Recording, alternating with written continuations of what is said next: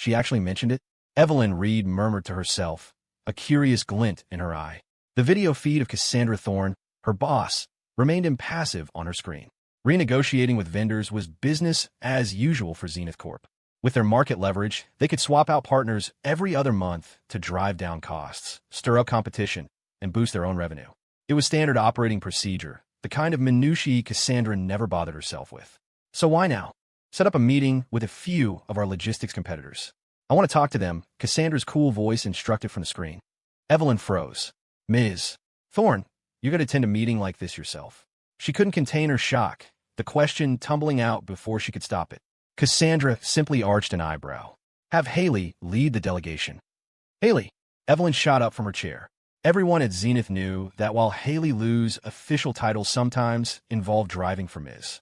Thorne, her real role was far more significant. She was a trusted operator who only took direct orders from the top. Sending the COO to handle a routine vendor negotiation that any mid-level manager could deal with was unheard of, but an order was an order.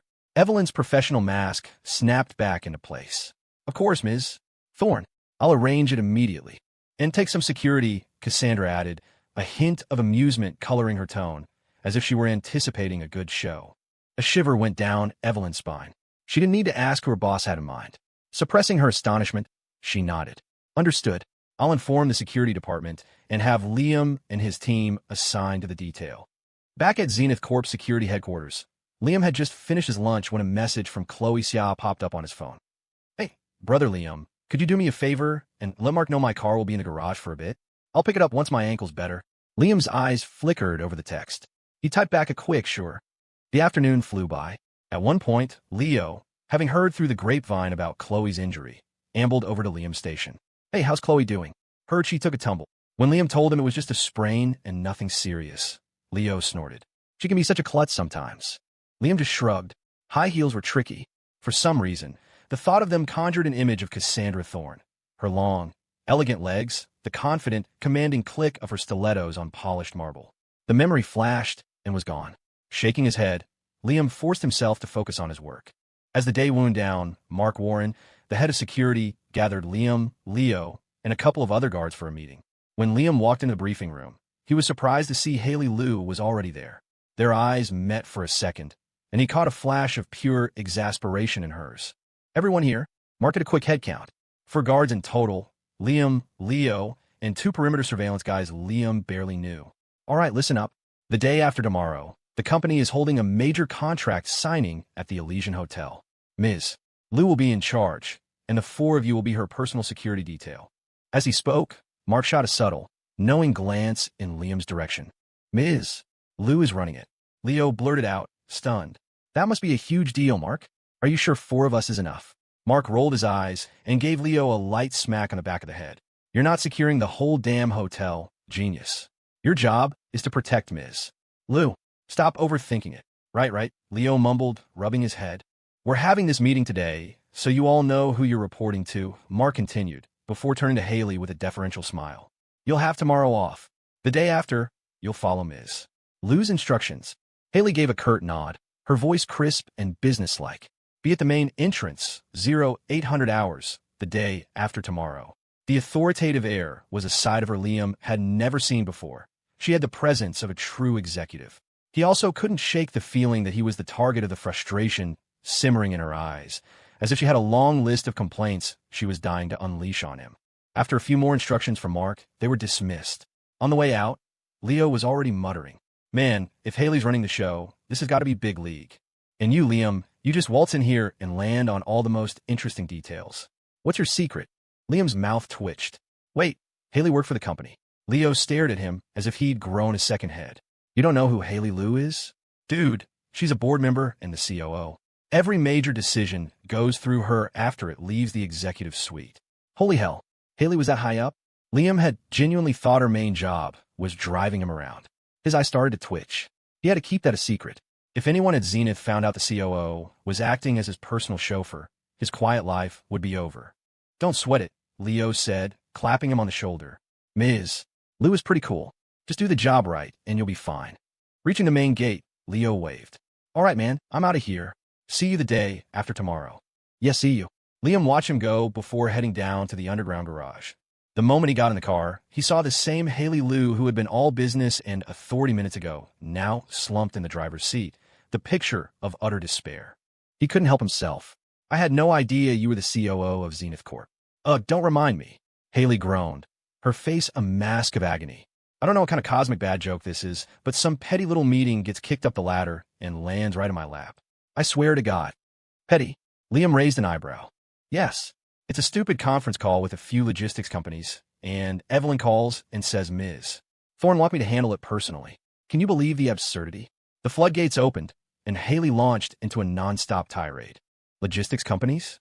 Evelyn and Cassandra specifically sent her. A jolt went through Liam. He had a very bad feeling about this. "So why not just take a few senior guys with you?" Liam asked. "I'm brand new. Evelyn specifically told me to bring you. I have no idea what she's playing at." Haley griped, slamming her foot on the accelerator. The car lurched forward, and Liam braced himself against the dashboard. His eyelid was twitching uncontrollably now. This was not going to be good.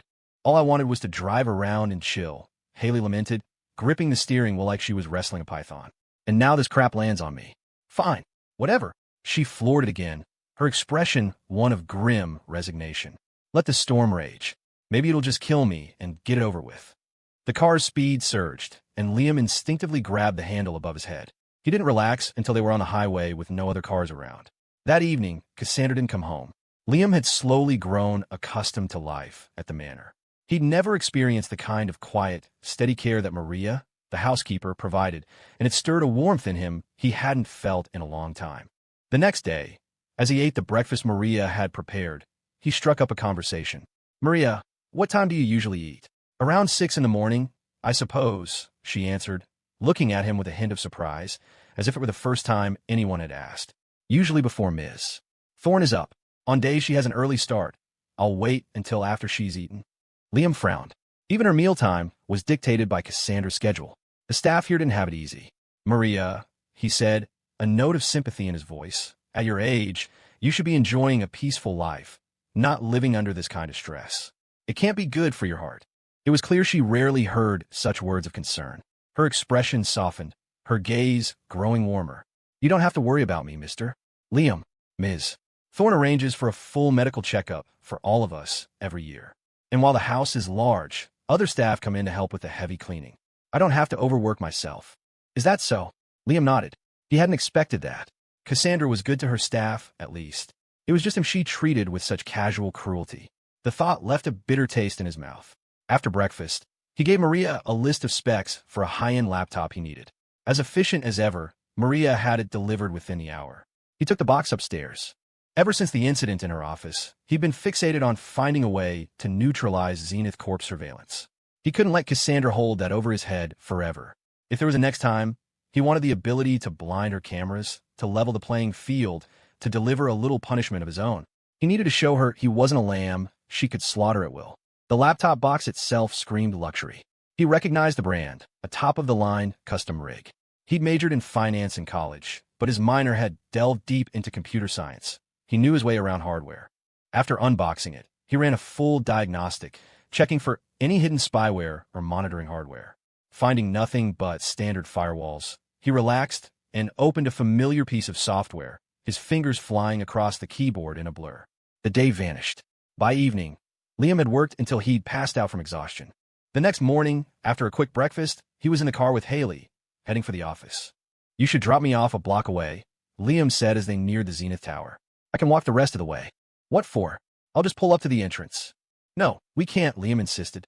"If they see us, how do I explain it?" "Let them see. Who cares?"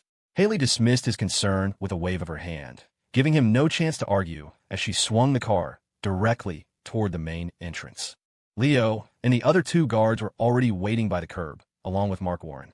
As Haley rolled down her window, Leo hurried over. "Ms. Lou, we're all here, but Liam hasn't arrived yet."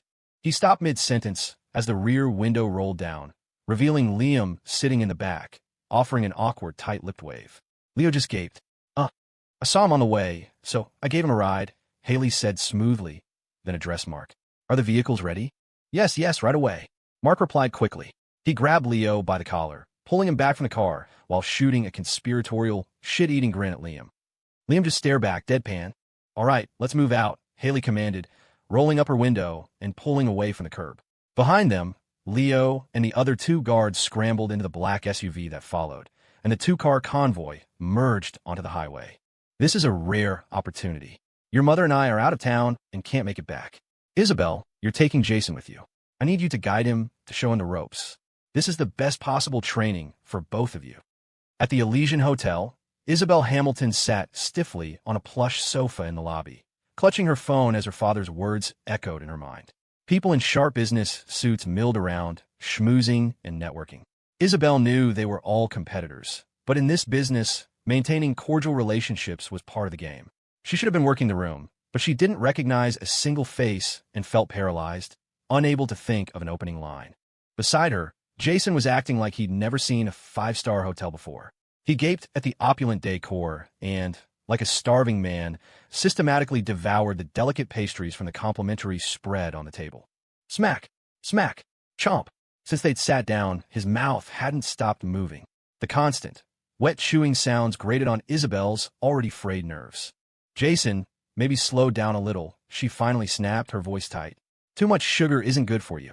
Jason paused, a half-eaten macaron in his hand, his face crumpling into a pout. But sis, I've never had pastries this good before. Isabel's heart clenched. She looked at her brother, her expression a mix of pity and frustration. I just mean, she sighed, softening her tone. The room is filling up with important people. Just try to be a little more composed. After the meeting, I'll buy you a whole box to take home. Really? Awesome. Jason's face lit up. Forgetting himself completely, he threw his arms around her. I knew you were the best sister ever. Isabel could feel the stares of the people around them. She gently but firmly pried his arms off. Jason, behave, she whispered urgently. During the meeting, you sit next to me, you don't say a word, and you just listen. Try to learn something. Okay, he chirped, finally settling down. At precisely 8 o'clock, a sleek Rolls-Royce Wraith glided to a stop at the hotel's main entrance. Zenith Corp is here. Quick, let's go. A few middle-aged executives in the lobby shot to their feet and hurried toward the door. Isabel quickly pulled Jason up and followed them. She counted the heads, including herself. There were 10 different companies represented, 10 competitors vying for the same contract. The pressure suddenly felt immense. As the small crowd watched, the rear door of the Rolls-Royce opened. A man in a tailored black suit and polished leather shoes stepped out, moving with a quiet confidence. It was Liam. His chiseled features and imposing physique immediately drew the eyes of several women standing near the entrance. He lowered his gaze, walked around to the driver's side, and opened the door.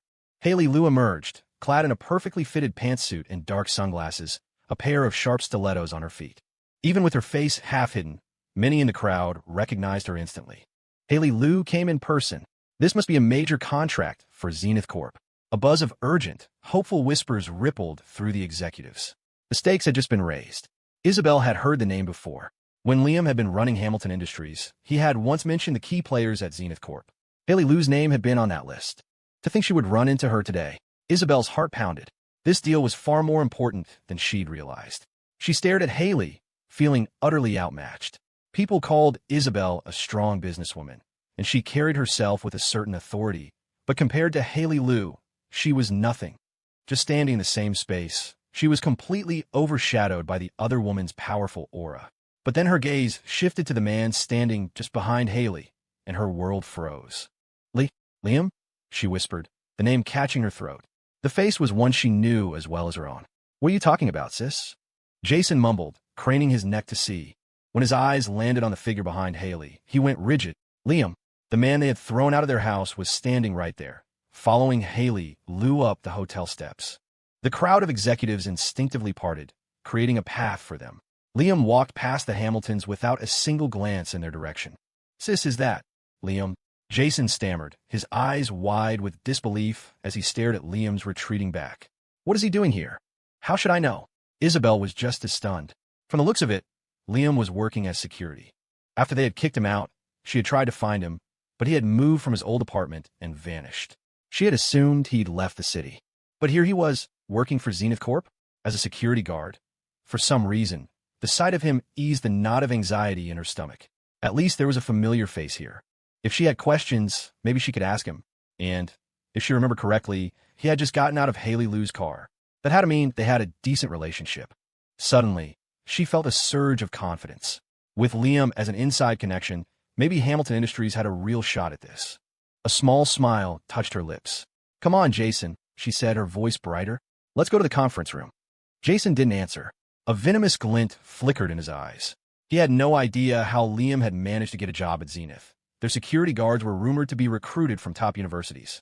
Was Liam here just to humiliate him? No way, Jason thought, grinding his teeth. So what if he's a security guard? Hamilton Industries might not be Zenith Corp, but we're still a respectable company. He's just a guard. How can he compare to me, the true heir of the Hamilton family? Jason sneered inwardly. Liam was probably just using this as an opportunity to make the Hamiltons grovel. As long as he was around, Jason would make sure that never happened. Noticing Isabel was already heading into the hotel, he hurried to catch up. In the top-floor conference room of the Elysian, Haley was already seated at the head of the table. Liam and Leo stood guard at the main entrance, screening everyone who entered. This was a once-in-a-lifetime opportunity for these smaller companies. A partnership with Zenith could change their fortunes. Everyone was cooperative during the security check. The process was quick, and in less than 10 minutes, they were nearly done. Just as Liam was about to relax, the elevator doors dinged open, and Isabel and Jason rushed out, the last to arrive. Liam froze. He'd had a bad feeling about this yesterday. So this was the trap. He knew sending Haley was Cassandra's idea, but he never imagined she would orchestrate such a massive surprise for him. Was she testing him? Testing his feelings about the Hamiltons? Or was she just sitting back somewhere, watching the drama unfold for her own amusement? That woman and her sick games. He clenched his fists. Did she really get this much pleasure from seeing him squirm? "Liam, it's been a while." Isabel approached, a gentle smile on her face. Behind her, Jason put on a facade of innocence. "Hey, Liam," he said, his voice just loud enough for the people nearby to hear. "How'd you end up working security at Zenith?" Leo shot a curious glance at Liam. Liam's expression remained glacial. He raised the metal detector wand. "Arms up." Isabel seemed taken aback by his cold, impersonal tone. Glancing into the conference room, which was now full, she bit her lip and raised her arms. Liam impassively swept the wand over her body, then did a quick pat down of her pockets. The brief, familiar touch sent a strange jolt through her. Taking advantage of the moment, she spoke in a low voice. "Liam, are you still angry?" "Dad and Mom, it didn't really." "You can go in." Liam cut her off flatly before she could finish. Isabel bit her lip again, a wounded look in her eyes. After a long, searching glance, she walked into the conference room. Leo had already finished with Jason and waved him through.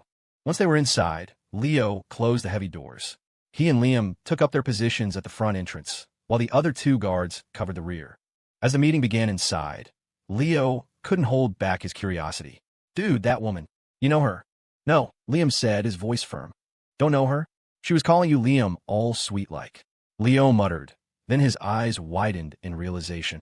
He clapped a hand on Liam's shoulder, a wicked grin spreading across his face. "Oh, I get it. You dog.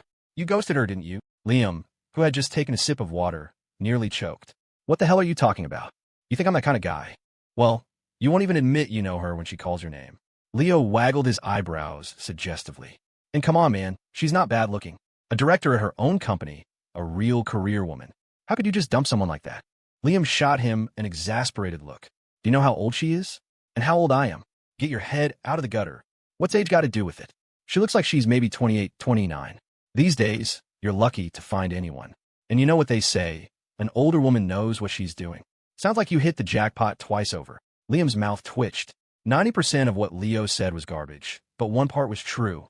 Isabel was undeniably attractive, with a good figure, the very picture of a successful career woman. But he knew the truth. The career woman persona was a facade. At Hamilton Industries, she was practically just a figurehead, signing contracts he put in front of her while he did all the real work. For the 2 years he ran the company, she'd lived a life of leisure. He couldn't help but find it ironic that she was now here, personally attending a business negotiation. The Hamiltons must be running out of competent people. Jason was clearly a lost cause, so the burden had fallen back on her. Liam shook his head, clearing the thought. He wasn't a Hamilton anymore. It wasn't his problem. He fell silent, standing ramrod straight by the door, hands clasped behind his back, staring into the middle distance and letting his mind go blank. Seeing him check out, Leo took the hint and did the same, joining him in the quiet art of looking busy while doing nothing. The meeting droned on until 10 o'clock. Leo, checking the time, opened the conference room doors just as Haley's cool voice announced a break. These are Zenith Corp's terms. You can all discuss them amongst yourselves. We'll take a brief intermission. She rose and walked out, stilettos clicking. At the door, she addressed Leo. Go downstairs and give me a latte. Hand ground. Yes, ma'am. Leo nodded eagerly and hurried off. Then, she shot a quick, subtle glance at Liam. He understood immediately and followed her to an adjacent private lounge. Back in the conference room, the other executives immediately got on their phones, making frantic calls to their home offices. Isabel, however, sat frozen in her chair. From the moment she saw Liam in the lobby, she hadn't heard a single word Haley had said. Her eyes had been glued to him by the door. Now, watching him follow Haley into a private room, her heart skipped a beat. She had been right. Their relationship wasn't ordinary. A wave of relief washed over her. She stood up abruptly. Jason, wait here for me. I'll be right back. Sis, where are you? Jason started to ask, but she was already gone, leaving him to swallow the rest of his question. Isabel stepped out of the conference room just in time to see Haley emerge from the lounge and head down the hall toward the restrooms. The lounge door was slightly ajar. Her heart pounding with a mix of anxiety and hope, she walked in. Liam was sitting in an office chair, scrolling through his phone with a bottle of water in his hand. Seeing his familiar face, Isabel's spirits lifted. She smiled softly. Liam. He looked up, and the moment he saw her, his brow furrowed in annoyance. Isabel had planned to ask him why he was being so cold, but the heavy atmosphere in the room and the unreadable expression on his face made her planned words die in her throat. Her smile froze, and she defaulted to polite small talk. It's been so long. I never expected to see you working at Zenith. What a coincidence. Coincidence? It was nothing but a calculated move by that madwoman. A flash of irritation crossed Liam's face. He was already furious about being manipulated by Cassandra. Seeing Isabel now only amplified his frustration. Do you need something? His tone was ice, laced with a barely contained fire. Isabel forced a laugh, stepping closer. Liam, are you still blaming Mom and Dad? It's not what you think. If that's what you're here to talk about, then please leave. He cut her off without a shred of sentiment. I'm no longer part of the Hamilton family. I want nothing to do with your family's business. His words were so final, so absolute, that Isabel was left stunned. Liam, how can you say that? After all, they raised you for so many years. You can't just. Wasn't leaving with nothing but the clothes on my back enough? He shot back. I don't know your family a damn thing. I've repaid that debt. Isabel bit her lip, staring at him in disbelief. She couldn't deny it. He was telling the truth. The family's success in recent years was largely his doing, and he had indeed left without taking a cent. But what about the decade of memories they shared? How could he be so cold? Seeing her silence, Liam knew he'd struck a nerve. A cold smirk played on his lips. What? Are you going to try and guilt-trip me now, Isabel? She was speechless, her face flushing with a mixture of anger and hurt. Finally, she managed to stammer. Liam, we may not be related by blood, but we grew up together. I was like your big sister. How can you talk to me like that?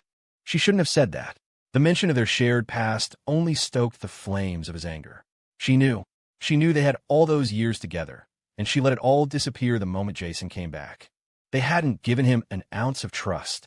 When Jason framed him, when David Hamilton had pointed a finger in his face and screamed at him to get out, where was Isabel? She was in the comfortable office he had built for her, sipping tea and scrolling through her phone. She had the audacity to talk about their past. Rage boiled up inside him. Liam shot to his feet. He towered over her, and faced with his sudden, intimidating presence, Isabel instinctively flinched. This is a private lounge for Zenith Corp, he said, his voice low and dangerous. He gestured to the stun baton clipped to his belt. Please leave.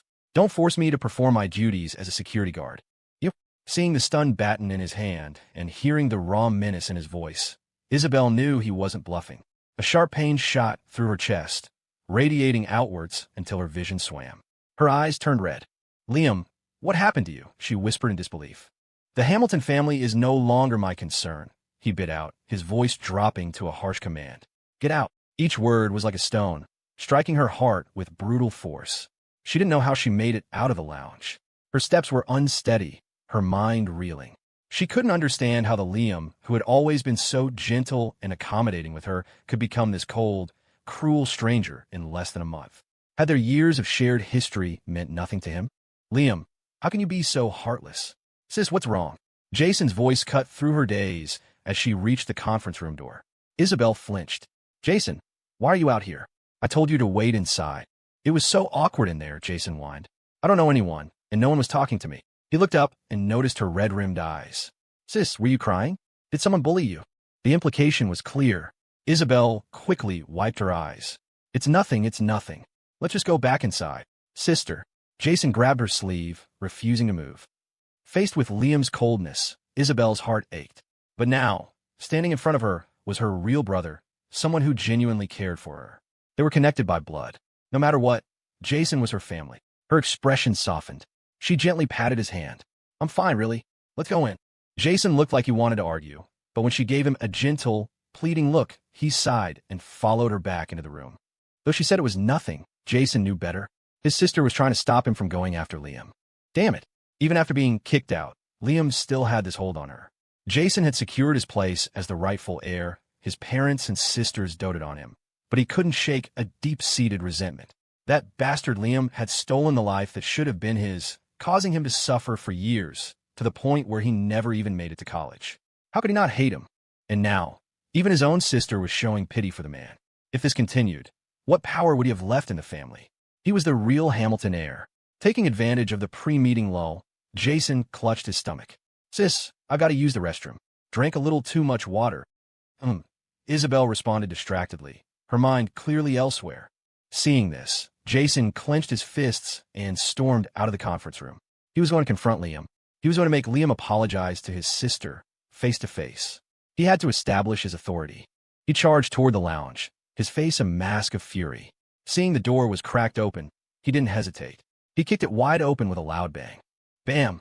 He stormed inside, but stopped dead in his tracks at the scene before him. You're hopeless. You're not supposed to pull it like that. Haley Lou had her back to the door, her hands awkwardly reaching behind her to fiddle with the zipper of her dress.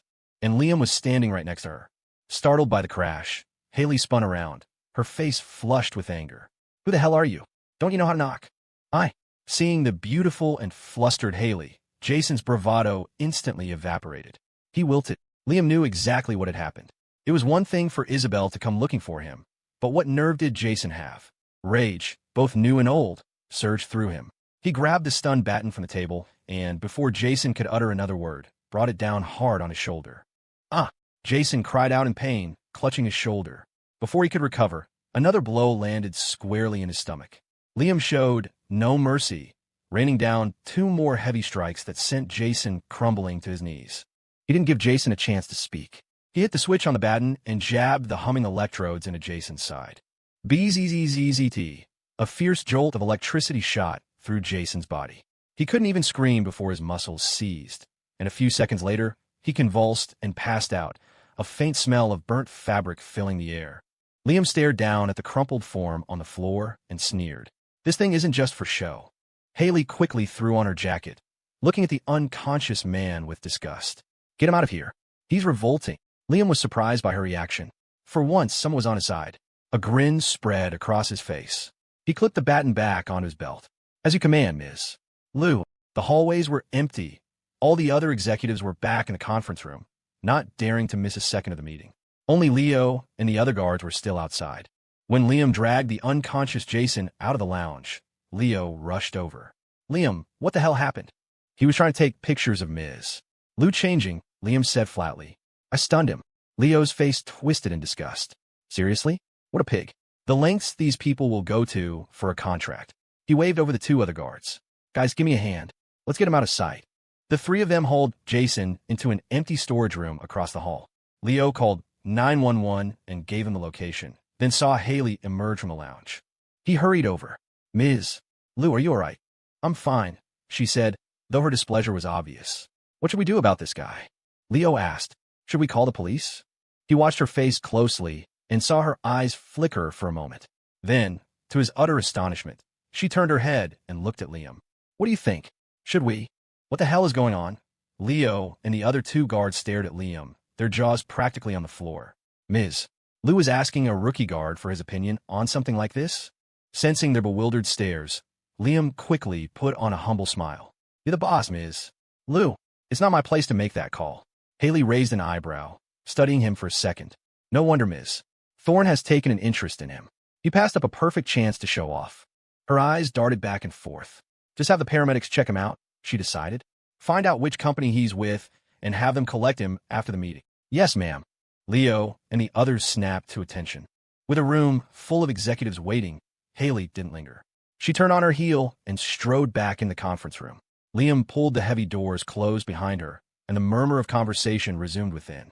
The hallway fell silent again. Leo sidled up to Liam. Okay, man, for real. I'm starting to think there's something going on between you and Ms. Lou. You're imagining things, Liam replied coolly, not bothering to elaborate. Leo scrutinized Liam's handsome face, and a look of dawning realization crossed his own. I've got it. It's because you're so damn good looking. That's it. From now on, I'm not doing patrol with you. You stand next to me, and you steal all the attention. Being called handsome by a woman was one thing. Being called handsome by one of your bros, that was the real deal. Liam couldn't help but feel a little better. He deliberately stepped closer to Leo, his taller frame easily overshadowing him. He slung an arm around Leo's shoulders. What are you talking about? In my eyes, you're the real ladies' man around here. Yeah, right. Stop busting my balls, Leo grumbled, though he was smiling. A ladies' man who's been single for years. Ah, but that's where you're wrong. What did you say? He stunned Jason Hamilton. In her penthouse office at Zenith Tower, Cassandra Thorne looked up from her tablet, a flicker of surprise on her face as she listened to Evelyn Reed's report. He did, Ms. Thorne, Evelyn confirmed, still sounding incredulous. Can you believe the nerve?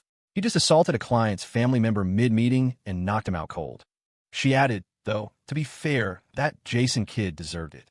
Trying to take pictures of Haley while she was changing. Cassandra didn't seem to hear the rest. A slow, intrigued smile spread across her lips. How unexpected. She had deliberately orchestrated this little drama just to see how Liam would react. He was always so detached, so indifferent. She wanted to see if he could maintain that cool facade when confronted with ghosts from his past. She never imagined he'd provide such a spectacular show. The excuse he gave was flimsy, but the vengeful streak it revealed. She found it utterly thrilling. This man was getting more and more interesting. Ms. Thorne. Ms. Thorne. Cassandra was so lost in thought that it took her a moment to register Evelyn calling her name. Pulled from her reverie, she answered curtly, What? Well, Evelyn said carefully, I doubt the Hamilton family will let this go. Of course they won't, Cassandra purred, crossing her legs. Her red lips curled into a smirk. Jason was their long-lost son, the apple of their eye. It would be strange if they didn't make a fuss. A playful glint entered her eyes. Give them the contract. Give it to them. Evelyn was stunned. Ms. Thorne, with all due respect, Hamilton Industries is small fry. We have no reason to be afraid of them. Afraid? Cassandra arched an eyebrow. She wasn't afraid. She was just having fun. Liam wanted a quiet life. She was going to deny him that pleasure. Just do as I say, she commanded coldly, and leak the story of Liam assaulting Jason Hamilton. Make sure our company's name is included. The moment Liam's name was mentioned, Evelyn understood. She nodded, a wave of pity washing over her for the poor man, being a toy for her boss. He was in for a rough time. When the meeting concluded, Isabel stared in disbelief at the signed contract in her hands. The room filled with a chorus of congratulations, all tinged with envy. Congratulations, Ms. Hamilton. A contract with Zenith. We should definitely stay in touch. Ms. Hamilton, you truly are a powerhouse. You barely said a word and still won them over. Ms. Hamilton, could I get your contact info? If there's ever anything I can do for you, I'd be honored. In just a few minutes, Isabel's phone was full of new contacts. She offered a few polite replies and then quickly excused herself. She was starting to panic. Jason had been gone for over an hour. It was nearly 11:30, and he still wasn't back. He didn't know the city, and this was his first time at a place like this. She rushed to the men's restroom and asked a man coming out if he'd seen her brother. The restroom was empty. Now, truly frantic, she ran down to the lobby. After a quick word with the hotel manager, she finally learned the truth. Shortly after the meeting had resumed, Jason had been found unconscious and taken away by paramedics. Forgetting all about Liam, Isabel sprinted to the parking garage and sped toward the hospital. She had just found Jason's room when her father, David Hamilton, called. Isabel, I told you to look after your brother. How could you let Liam beat him up? Through the phone, she could hear her mother, Sandra, sobbing in the background. Isabel was completely bewildered. What? Liam was the one who hurt Jason. It's all over the news, and you don't know? David's roar was so loud it felt like it would shatter the phone. Your mother and I are on our way back now. Isabel, what kind of sister are you? How could you let that ungrateful wolf hurt Jason? Dad, I didn't know, she pleaded, feeling utterly wronged. I was in the meeting the whole time. I just got the contract when I heard something had happened to Jason. Her father's tirade paused. You got the contract? He asked, a note of excitement creeping into his voice. Yes, the deal with Zenith Corp. Haley Lou gave it to me herself. Excellent. David was thrilled. It seems Zenith Corp knows how to do business. Their guard beat someone up, so they compensate us. His tone hardened again. But this doesn't mean we're done with that animal. Isabel, you used this contract to solidify our relationship with Zenith. As for Liam, I'll make sure he's run out of New York City for daring to cross the Hamilton family. Sis, you're not going to believe this. Your ex-boyfriend is just a security guard. At their apartment, Justin held up his phone, showing an article to his sister, Jessica. That's what I should be asking you. Jessica shot back, looking at her brother as if he were an idiot. After all that, Liam was just a lowly guard at Zenith Corp. No wonder he was driving a Rolls-Royce. It must belong to the company. But that's impossible. Justin jumped to his feet, refusing to believe it. I saw it with my own eyes. The woman driving the car was treating him with total respect. A security guard would never get that kind of treatment. He had a point. Zenith Corp was one of the top 3 corporations in NYC. They wouldn't let a random guard joyride in one of their top-tier luxury cars. Especially not Liam, who had just been kicked out by the Hamiltons. He couldn't have been working there for more than a month. Unless he already knew someone at Zenith. Jessica's fingers tightened around her phone. Justin, are you sure you saw that correctly? You weren't drunk. I swear on my life, sis. Justin insisted, thumping his chest. I didn't even have a chance to drink that night. Jessica's expression grew serious. You clever bastard, Liam. You had an escape plan all along. A major corporation like Zenith Corp was her ultimate goal. Chad and his crowd were nothing compared to this.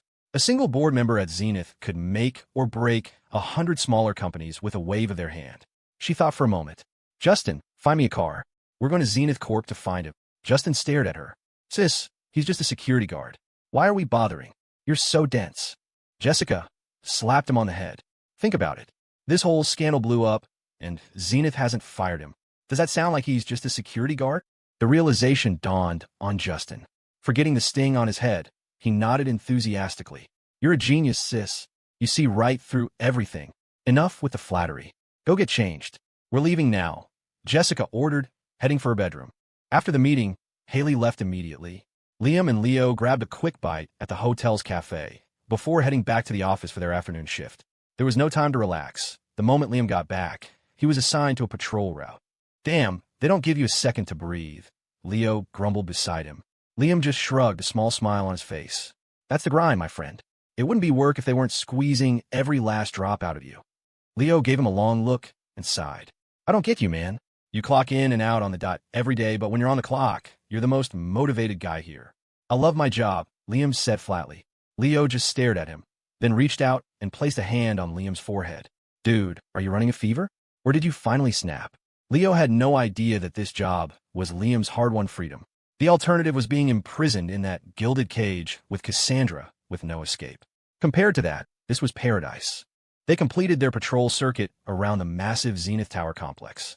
As evening approached and their shift ended, they headed back to the locker room to change. Liam pulled out his phone to check the time and saw a notification. It was a message from Chloe, sent half an hour ago. Liam, why did you beat up the Hamilton heir? His eyelid twitched. Seriously? Chloe knows already. He typed back. Aren't you supposed to be at home resting? I am. I took 3 days off.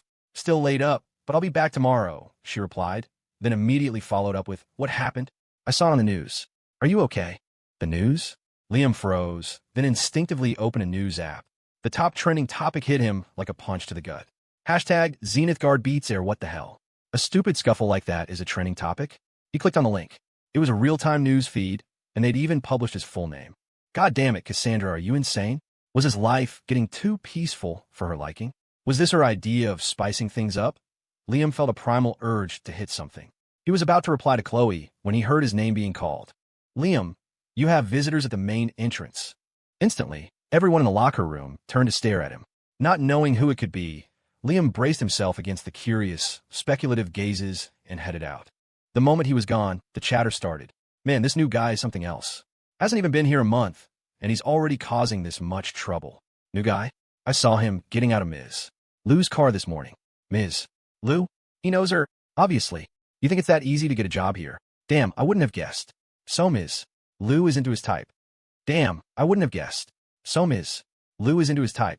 The speculation was getting wilder by the second. Leo, who was about to leave, couldn't take it anymore. He slammed his locker shut. What are you all whispering about? If you've got something to say, have the guts to say it to his face. His outburst silenced the room. The other guards quickly grabbed their things and scurried out. At the entrance, Liam stared at the black Mazda parked by the curb, running through a mental list of everyone he knew. Who could this be? Before he could guess, the car door opened. When he saw who got out, his brow furrowed in disgust. Liam, long time no see. Jessica approached him, wearing a pale yellow sundress and a bright, practiced smile. Seeing him again, she felt a jolt of surprise. Before, he had been like a puppy trailing at her heels. She'd never really paid attention to his looks. But now, standing before her, his handsome face was hardened by a cool indifference. The security uniform, with its high-collared shirt, gave him an intimidating presence. The sight made her heart flutter, and her smile became a little strained. Justin followed close behind her, a fawning grin plastered on his face. It was the end of the workday, and people were streaming out of the building. Most were in a hurry to get home, and paid them no mind. Liam's jaw tightened. What do you want? Jessica seemed to have anticipated his coldness. She didn't get angry, but instead widened her smile. Don't be like that. I saw the news about you hitting that guy. Jason Hamilton had it coming. Well, look at that. The sun must be rising in the west. Jessica was actually taking his side. Liam arched an eyebrow. He knew she was up to no good and had no interest in playing her games. Without waiting for her to finish, he turned and started walking toward the underground garage. Jessica was stunned. She never thought he would just walk away without letting her finish her sentence. Being treated with such cold indifference for the first time sent a pang of shock through her. Biting her lip, she hurried after him. Liam, wait. I came here to explain. Everything that happened before was a misunderstanding. Look, I even brought my brother to apologize to you. She shot a look at Justin.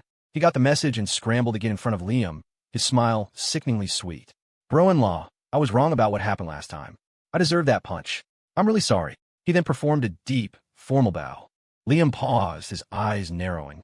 What were these two playing at? Sensing an opening, Jessica pressed her advantage. Liam, I've been trying to explain for ages. I sent you a friend request, but you never accepted. I didn't know how else to contact you. As she spoke, her eyes welled up, her voice trembling, the picture of pitiable remorse. It was this exact act that had fooled him time and time again. Back when they were dating, no matter how bad their fights were, a few tears from her and he would be the one to apologize. But now, watching her put on this pathetic show, all he felt was disgust. Playing the victim? It was nauseating. He sidestepped Justin and continued toward the garage, not bothering to give her a second glance. She couldn't believe it. She was practically squeezing out real tears, and he was still completely unmoved. He was never like this before. If she cried, he would have promised her the moon and stars. Seeing him about to disappear around the corner of the garage ramp, Jessica panicked. Liam, stop. Her words were lost in the air. He didn't even slow down. Jessica stomped her foot in frustration and, ignoring her brother, broke into a run. Liam. She finally caught up to him, breathless, and launched into a tearful tirade. How could you do this to me? I know I was wrong to be so harsh with you before, but I know that now. I'm sorry. Wrong? Liam stopped, nearly laughing out loud. She cheated on him, and a simple, I'm sorry was supposed to fix it? What did she take him for, a complete idiot? He watched as her chest heaved with her ragged breaths, her eyes glistening with tears. She looked like a damsel in distress, wronged by the world. The sight of it made him sick to his stomach. He never realized how truly repulsive she was. Seeing him stop, Jessica thought she had her chance. Wiping away a tear, she lunged forward and grabbed his arm, pressing her body against his. Justin, who had just caught up, saw the scene and his jaw dropped. He'd never seen this side of his sister. Jessica's voice trembled with a sob. Liam, please forgive me. Let's go back to how we were. I don't even care that you're a security guard now. I'm willing to be with you. We can start from scratch, build our lives back up together, okay? Ugh. A wave of revulsion washed over Liam. He finally understood why she was here. Even as a security guard making a modest salary, she still thought she could sink her claws into him. Did she really think he was the same fool who used to transfer his entire paycheck to her account every month? He tried to pull his arm away, but her grip was like superglue. His patience was gone. With a sudden, violent motion, he wrenched his arm free, flinging her away from him. Caught off guard by his strength, Jessica lost her balance and tumbled to the concrete floor. The thin fabric of her sundress offered no protection, and a sharp pain shot through her hip. Ah, she cried out. Seeing his sister pushed to the ground, Justin's face flushed with anger. He rushed to her side, helping her up while yelling at Liam. Liam, what kind of man pushes a woman? She's your girlfriend. Girlfriend? Bullshit. Liam finally snapped, his voice raw with fury. I broke up with her a long time ago. Stop trying to disgust me. Justin, seeing red, balled his fists and started to charge. But just then, the headlights of a familiar, top-of-the-line luxury car swept into the garage. Justin's eyes went wide. He forgot all about fighting Liam. He grabbed Jessica's arm, pointing. Sis, look, that's the car. Jessica, ignoring the pain in her hip, scrambled to her feet and stared. The legendary Rolls-Royce slowed to a stop in front of them. The passenger side window rolled down, and Haley Lou leaned over from the driver's seat, a look of surprise on her face. What's going on here? Liam didn't bother explaining. Wasting any more breath on these two was an insult to his own intelligence. Without even glancing at Jessica, he walked over, opened the back door, and got in. So it was true. A private chauffeur, a top-tier luxury car. Jessica stared in disbelief. Before she could even think to shout his name, the car's engine purred to life and it sped away, disappearing from sight. Sis, I told you I wasn't mistaken. That's his private car, Justin exclaimed, his face alight with excitement. The moment Liam had opened the door, he'd caught a glimpse of the rich leather interior and the famous Starlight headliner. He couldn't imagine how cool it would be to cruise around in a car like that. The thought of all the envious, fawning looks he would get was intoxicating. He grabbed Jessica's arm and shook it frantically. Sis, you have to get back with him. I want to ride in that car. The shaking snapped Jessica out of her stupor. She bit her lip, a determined fire igniting in her eyes. He wants to ride in that car? So do I. She couldn't even fathom the likes she'd get on Instagram from a selfie in the passenger seat of a Rolls-Royce. She clenched her fists. No matter what it took, she was getting Liam back. What's the deal with the trending topic? Liam asked as the car sped down the highway, his voice a low growl. Trending topic? What trending topic? Haley feigned ignorance, keeping her eyes on the road. Don't play dumb with me, Liam snapped, the anger he'd been suppressing all day finally boiling over. Haley glanced at him in the rearview mirror. It was too dark to see his expression clearly, but his tone was unmistakable. He was furious. She forced a nervous laugh. Oh, that?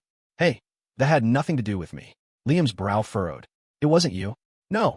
Why would I do something like that? I've got enough problems as it is, Haley said, a hint of genuine frustration in her voice. Liam's eyes narrowed. He'd known Haley long enough to know she wasn't a troublemaker, just a chronic complainer.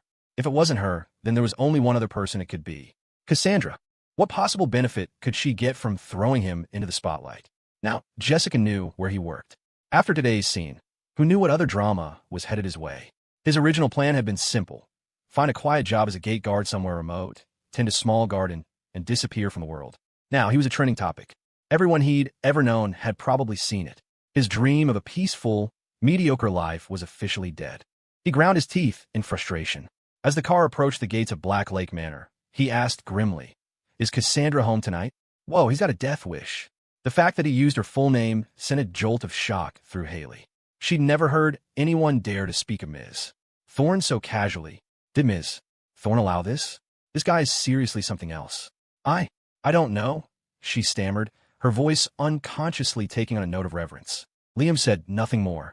As Haley drove through the gates, he saw that the entire villa was lit up. Two men in black suits stood sentinel at the front door. His heart sank. She was home. Fine. He had a few questions for her anyway. He threw the car door open and stormed out, his every step radiating fury. Welcome home, sir. Maria greeted him with a bow as he entered. Liam walked right past her, his eyes scanning the room until they landed on the woman seated at the elegant dining table. Her long hair was swept up, a few loose strands falling on the shoulders of a velvet gown. She held a tablet in one hand, a teacup in the other, sipping her tea with an air of regal grace. Over the top of the tablet, a pair of sharp, almond-shaped eyes lifted, fixing on him. She had the nerve to be calmly drinking tea. Liam felt like he was going to explode. He strode across the room and stood over her, his shadow falling across the table. Oh, sir. Maria, realizing what was happening, started to move toward him, but he was already standing before her mistress. She froze, her heart pounding. Ms. Thorne hated to be disturbed when she was reading. A new maid had once been fired on the spot for accidentally dropping a cup while she was reading. Maria wiped a bead of sweat from her forehead and prayed for Liam. But the next sound she heard was Cassandra's voice, lazy and mocking. "Oh, home from work?" Maria's eyes went wide. Enraged, Liam snatched the tablet from Cassandra's hand and slammed it onto the floor, the screen shattering. "You have a nerve to sit here reading?" he roared. Maria's legs went weak, and she nearly collapsed. But Cassandra showed no sign of anger. Instead, she looked up at Liam with an amused expression. "Well, after a long day of work, one needs to relax." The sun must have risen in the west. Her mistress wasn't angry. Maria rubbed her eyes, utterly dumbfounded. "Maria," Cassandra's voice was suddenly sharp, her eyes flashing with annoyance as she noticed the housekeeper staring. She set her teacup down. "This tea is cold." A shiver went down Maria's spine. Yes, Miss Thorne. I'll go change it right away." She scurried forward, grabbed the cup, and fled to the kitchen. "What was the trending topic about?" Liam demanded. "And why did you send me to that meeting when you knew the Hamiltons would be there?" Cassandra's eyes twinkled with mischief. She leaned back in her chair, crossing her long legs, and regarded him with a playful smirk. "A small-time meeting like that is beneath my notice." They were so close, he could see the cunning glint in her eyes. He knew she was lying, but he had no proof. In a swift, sudden movement, he lunged forward and wrapped his hand around her slender neck. Almost simultaneously, doors to several adjoining rooms burst open, and a half-dozen men in black suits charged out. So she did have people hidden. Cassandra's eyes flashed, but her voice was cold and steady as she addressed her guards. "Get back." The men hesitated, then retreated back into the rooms. Liam was genuinely shocked. "You're really not afraid of me." She smiled, a dangerous curve of her lips. "Try me." He gritted his teeth. This time he squeezed. A feeling of suffocation seized her, and Cassandra's eyes widened in genuine shock. Damn it, he's serious. But in the next second, "Oh my God, sir, what are you doing?" A loud crash echoed through the hall as a tea set shattered on the floor. Startled by Maria's scream, Liam, who had never intended to actually kill her, instinctively loosened his grip and glanced over his shoulder.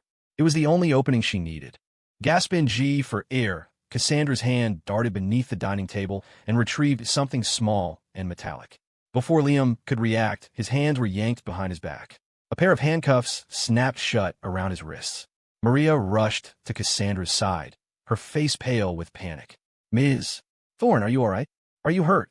Cassandra gasped for air, the red flush on her face slowly receding.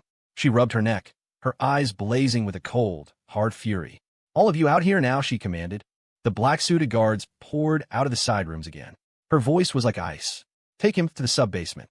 Just as they seized him, Liam's fingers, which had palmed a long dinner fork from the table during the confrontation, managed to bend one of the tines into a sharp angle. Two burly guards grabbed his shoulders, marching him toward the elevator. If his hands were free, he might have had a chance against them. But cuffed, his fighting ability was drastically reduced.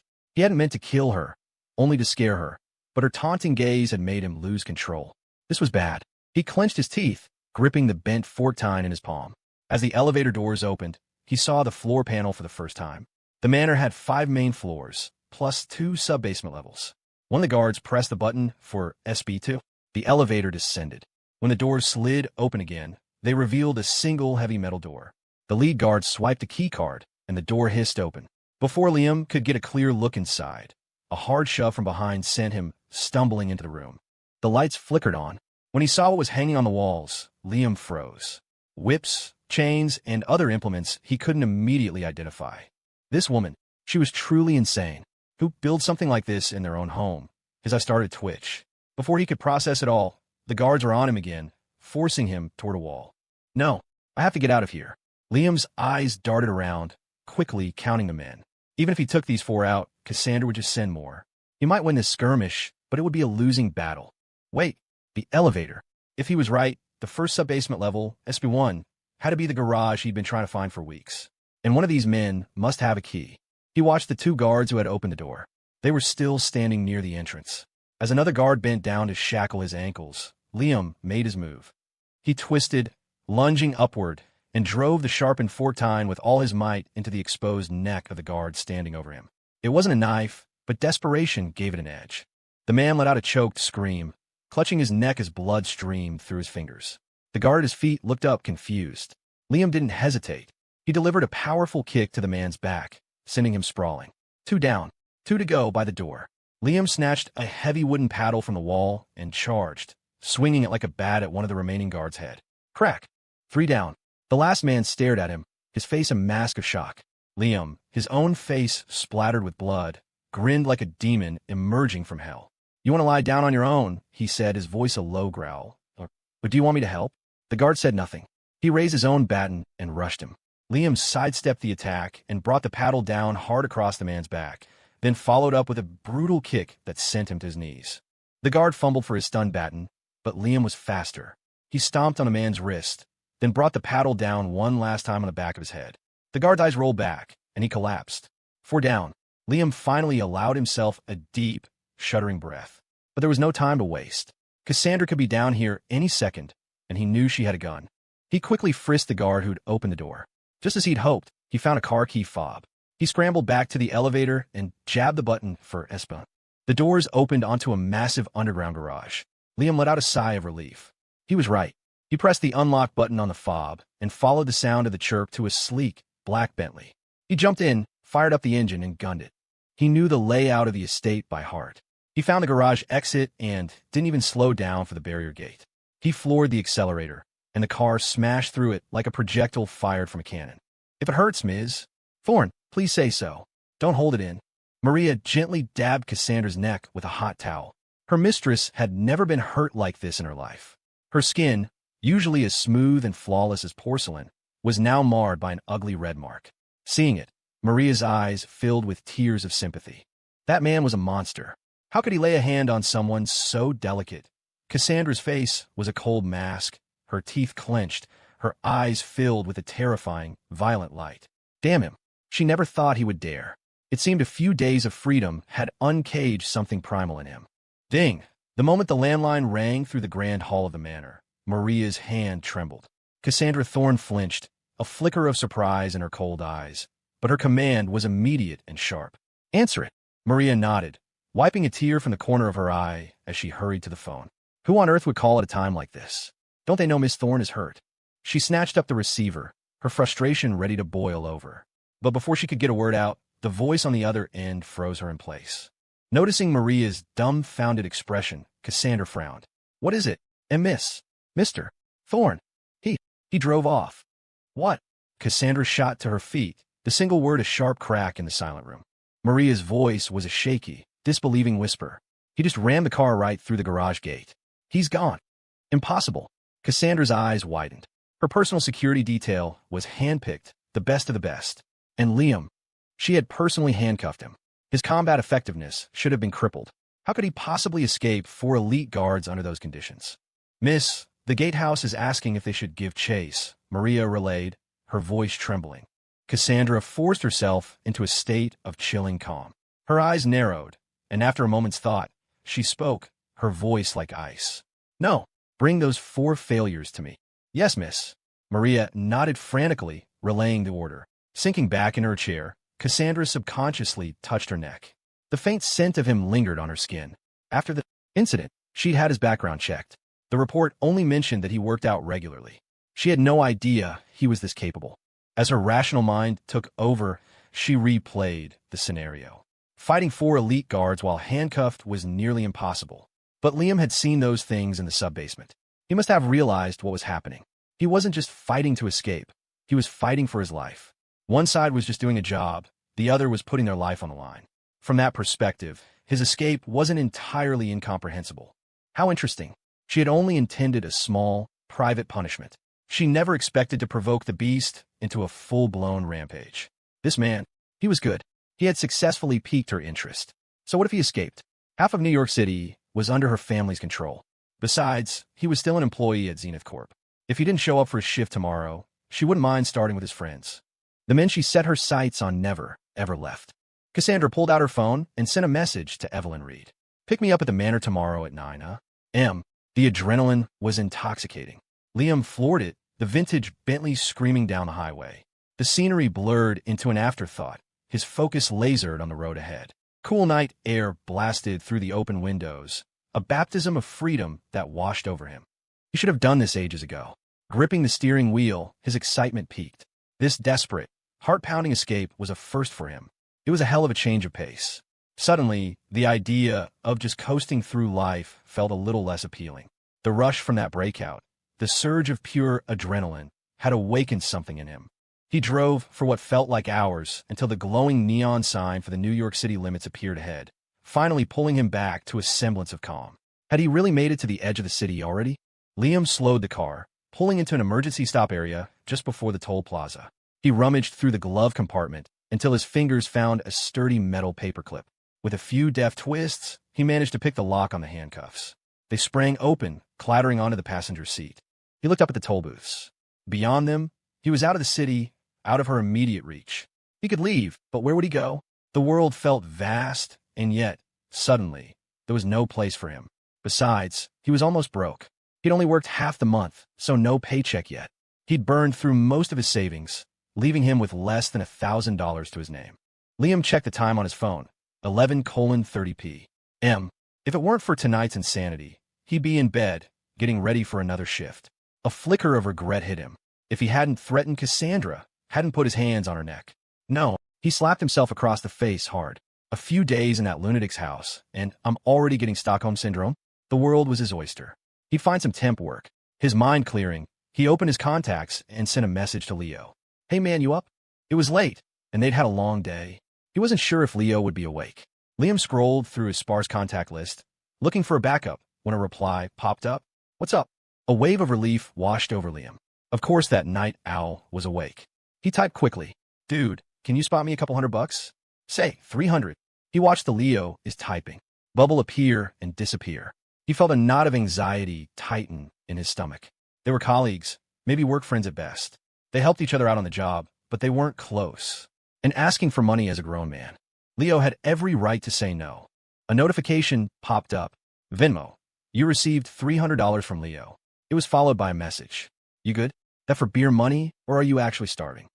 Liam felt a surge of gratitude, so strong, it almost knocked the wind out of him. Leo hadn't even asked when he'd get it back.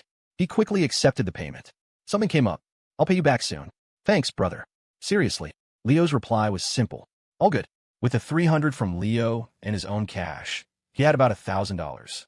Enough to cover rent and food for a month, if he was careful.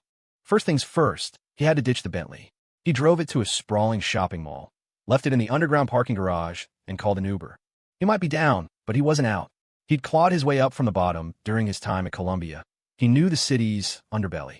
Not far from the university, in a rundown, pre-war building in Morningside Heights, he found the old landlord he knew from his student days.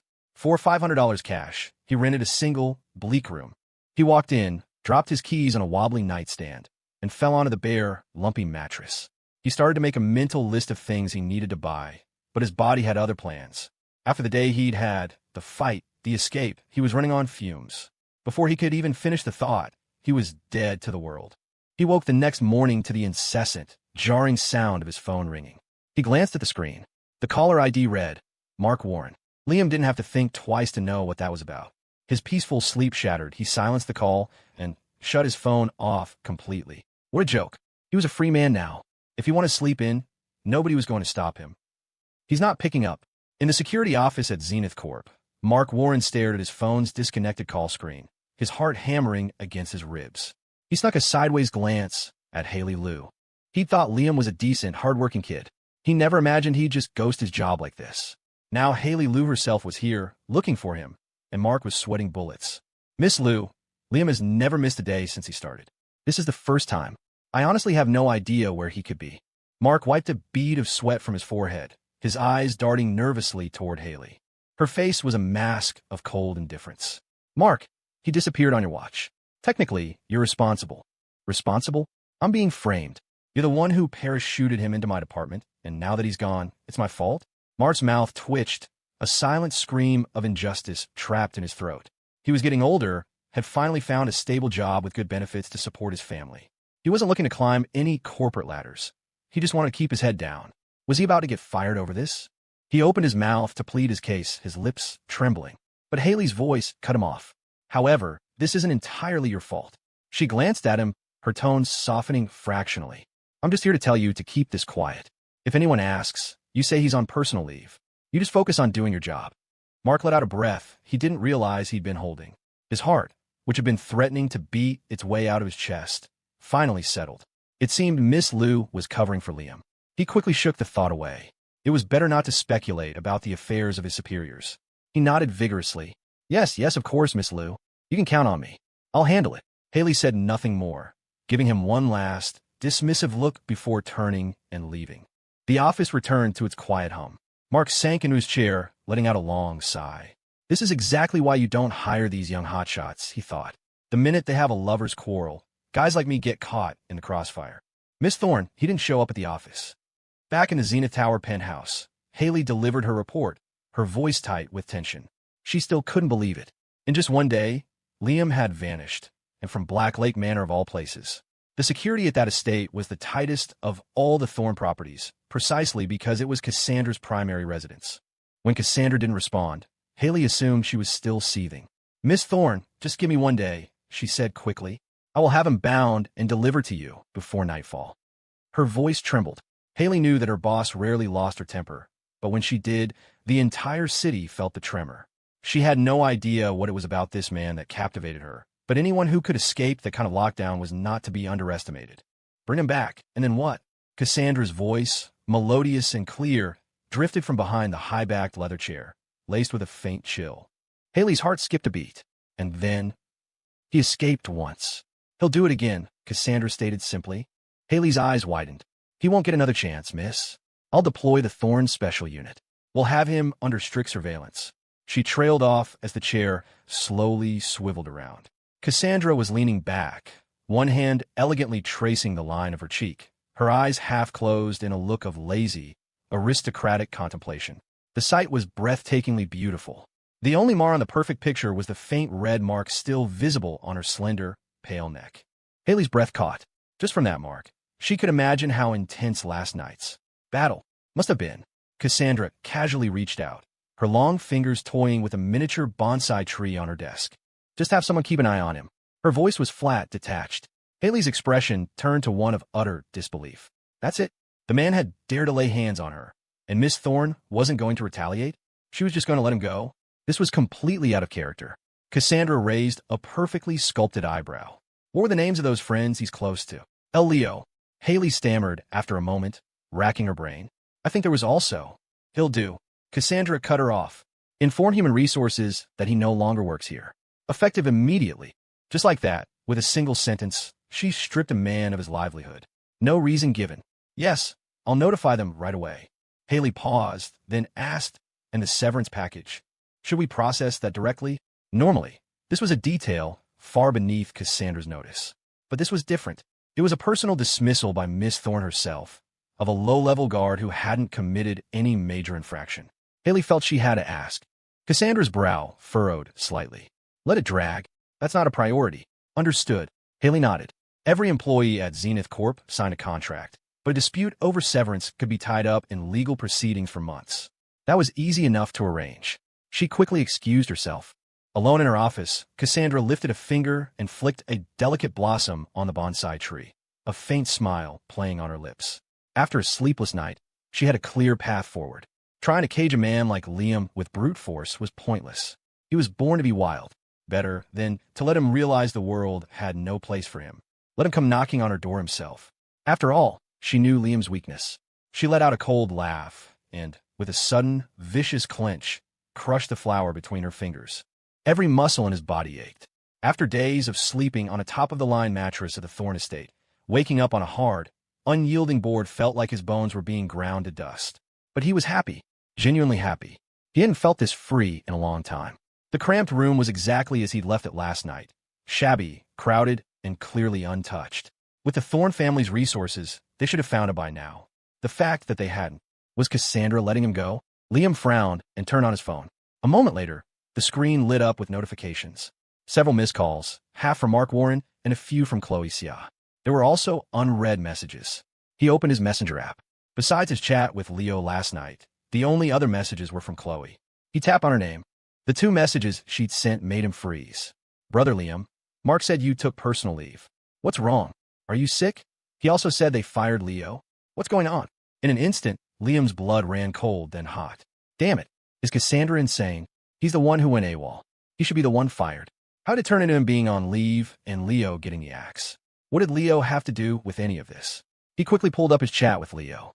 Brother, you got fired? What happened? After a long pause, a single teary-eyed emoji appeared, followed by a string of frantic texts. I have no idea, man. I was just on patrol, and Olmar comes over and tells me I'm fired. No explanation. Just told me to pack my stuff and get out. Loudly crying face, loudly crying face, loudly crying face, bro. That money I lent you. I'm gonna need it back ASAP. I was counting on my next paycheck, so I didn't have much saved. Now I'm screwed. Liam's hands clenched into fists. They were just work buddies, but after Leo had lent him money, no questions asked, he'd started to see him as a true friend. Now Leo was fired, and it was obvious this was Cassandra's power play, a warning shot aimed at him. And Leo had no idea he was just collateral damage. That damn woman. Liam wanted to teleport to her office and demand to know what the hell she was thinking. He should have just choked her last night and been done with it. But he quickly forced himself to calm down. No one had come looking for him while he slept. That meant Cassandra wanted him to come to her, to crawl back and beg. That was exactly why he couldn't go back. The first priority was to find a job, any job, and get Leo his money back. Liam replied, "Don't panic. Firing you like that is illegal. Talk to a lawyer. Start the wrongful termination process. In the meantime, I've got your food and expenses covered until I get my funds sorted." Leo's gratitude was immediate and overwhelming. "Thanks, man. You're a real one. I knew I wasn't wrong about you." Putting his phone down, Liam splashed some water on his face and headed out to a nearby convenience store to pick up some daily necessities. It was just afternoon, and the store was quiet. As he pushed the door open, the woman behind the counter, who was eating from a bowl of soup, looked up and stared. A moment of recognition dawned on her face. "Liam, is it you?" Liam paused, a flood of memories returning. He'd spent a lot of time in this neighborhood during college and knew it well. The convenience store was owned by Rosa, a single mother who'd opened a shop to support her daughter. He used to come here all the time. He never thought she'd still recognize him after all these years. A warmth spread through his chest. "Hi, Rosa. It's good to see you." "Wow, long time no see." Rosa beamed, her smile genuine. "It's been, 2 or 3 years since you graduated. Where are you working these days? Some big shot job, I bet." Liam scratched the back of his head, embarrassed.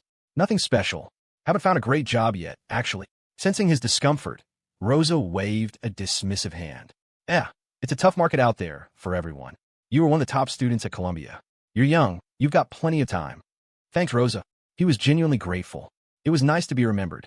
He grabbed some rice, flour, oil, toiletries, and a set of cheap sheets and a comforter, and brought them to the counter. Rosa glanced at his haul. "You moving in nearby? Stocking up?" "Something like that," Liam said, his face flushing. "Had some trouble at work, and money's tight right now.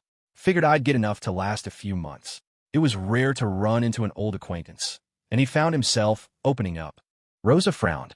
"This won't last you a few months. Besides, a strong young man like you can't live on just this." She murmured to herself, then asked, "You don't have a job right now?" The question was blunt, but he had no choice but to nod. Rosa thought for a moment. "Tell you what," she said brightly, "I'm short-handed here. I need someone to move stock. Why don't you work for me for a bit? I'll pay you daily. And for meals, you could just eat with me. I cook for myself anyway." Liam was stunned. He never expected her to offer him a lifeline. Seeing his hesitation, Rosa smiled. "When you were in college, you were always so good to me, bringing me little things. Everyone around here knew what a good, kind kid you were. We're all just regular people, Liam. Now that you're in a tough spot, I can't just watch you go hungry, can I?" Liam's heart swelled. He had helped her out back then, but it was nothing major. He never imagined someone would remember those small kindnesses. After navigating the backstabbing upper echelons of society for so long, he had almost forgotten what normal life was like. A world where not everyone was an enemy, where people lived simple, honest lives. When he didn't reply, Rosa thought he was too proud for the job. "Or you could tutor my Lucy," she added quickly. "She's a junior this year, and her grades are slipping. I was just thinking about finding her a tutor." No. Liam quickly shook his head. "Moving boxes is fine. I'm good at it, and I can help Lucy in my downtime." "Thank you, Rosa."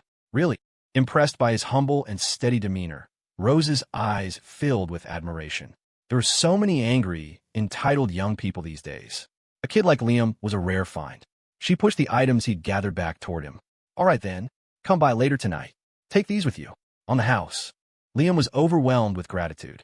He thanked her profusely, then hefted 2 large bags of rice and flour onto one shoulder, grabbed the rest of his things, and headed out. As Rosa watched him go, a broad smile lit up her face. That was a good kid, carrying all that weight without a single complaint. After dropping his things at the apartment, the old landlord called him over, insisting he share the lunch he'd made, and peppering him with questions about why he'd suddenly shown up to rent a room in the middle of the night. Twice in one day, Liam's heart had been warmed by simple, human kindness. Suddenly, the world felt like a beautiful place again. After lunch, he went to the bodega. A delivery truck had just arrived. Without a word, Liam started hauling boxes into the store. He was strong, and a job that usually took 3 hours was done in less than 2. Rosa was full of praise. "Here," she said, pulling a $100 bill from the register. "This is for today's work." She added, "Lucy will be home from school soon. You have no idea how much she's missed you since you graduated. She used to talk about you all the time." "Really?" Liam pocketed the money, wiping sweat from his brow. "Yes, she'll be so happy to see you. That girl, I can barely control her anymore. Instead of studying, all she wants to do is chase after some boy." Rosa trailed off as a customer came in. She waved Liam toward the back storeroom to rest while she handled the front. In the small storeroom, Liam saw the desk he remembered from years ago. It was still the same, a pink, tidy surface, its main drawer locked. He remembered Lucy as a sweet, obedient little girl who used to follow him around, calling him Big Brother Liam because he'd bring her snacks. He wondered what she had become. He felt a pang of nostalgia. What? He's working as a stock boy. In the Zenith Tower penthouse, Cassandra's voice was sharp with disbelief as she listened to Evelyn Reed's report. Evelyn nodded silently.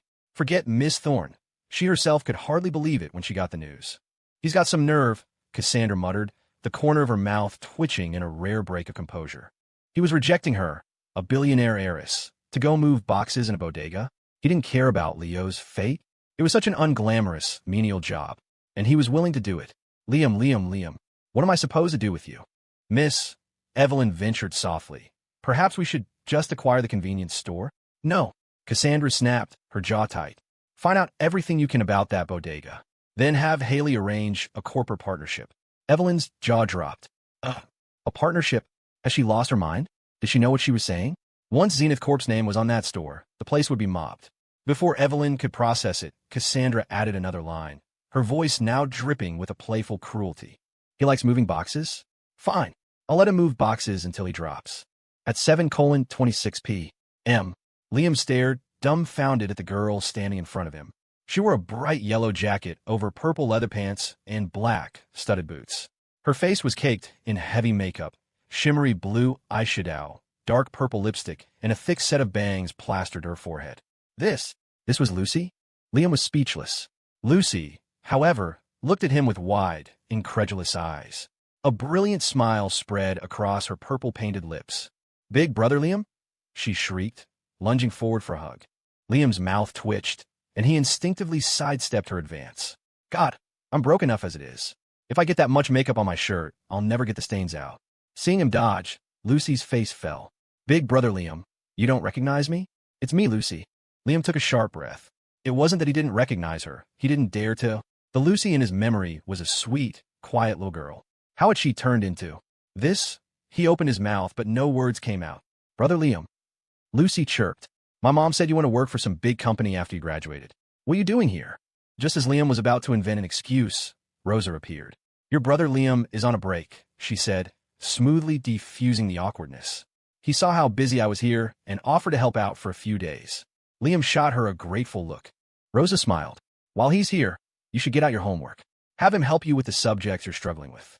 Clearly not wanting a lecture, Lucy mumbled a reluctant okay and dragged Liam by the arm into the back storeroom. Rosa just shook her head fondly and went back to the register. A moment later, she heard a commotion outside and went to investigate. In the storeroom, Lucy pulled Liam down onto her pink desk chair and eagerly opened a drawer, pulling out a notebook. "Look, Brother Liam, I've been writing in the diary every day like you told me to. My mom wouldn't buy me a phone, so I didn't know how to contact you." On the first page of the diary, Liam saw the phone number he'd given her years ago. A lump formed in his throat. When he graduated, Lucy had run all the way to campus to ask for his number. He'd given her his old one, assuming they'd never see each other again. He'd changed numbers not long after for work. He never imagined she'd have kept it all this time. A sudden wave of emotion washed over him. He spoke softly. "Lucy, I have a new number now. Let me write it down for you." "Okay," she chirped, handing him a pen. He wrote down his new number in her diary. "So," he said, trying to sound casual, "your mom tells me you have a boyfriend." At the mention of this, Lucy's face clouded over. Did my mom ask you to talk me out of it? Spike is really good to me. I'm going to marry him, and you can't change my mind. She ran a hand through her hair in frustration and shoved the diary back into the drawer. Marry him? Liam had to suppress a smile. The conviction of youth was something else. I'm not trying to change your mind, he said calmly. You said he's good to you. How is he good to you? This seemed to mollify her. She thought for a moment. Spike buys me bubble tea every day, and he takes me for rides on his motorcycle. Brother Liam, you should see it. It cost him over $4,000, and he only lets me ride on the back. All the girls at school are so jealous. Liam blinked. That's it? He asked, a corner of his mouth twitching. Yes. Lucy was getting excited now. He only gives rides to me, and it's so cool. He installed an $800 sound system on it. When we're riding down the street, everyone stares at us. It's probably because you're so loud, Liam thought, unsure of what to say. It was true what they said. You had to raise a girl with high standards, or she'd fall for the first burnout with a motorcycle. Brother Liam, Spike is taking me for a ride tomorrow night. You should come with us. I want you to see his bike. I can introduce you. Lucy was practically vibrating with excitement, clinging to his arm.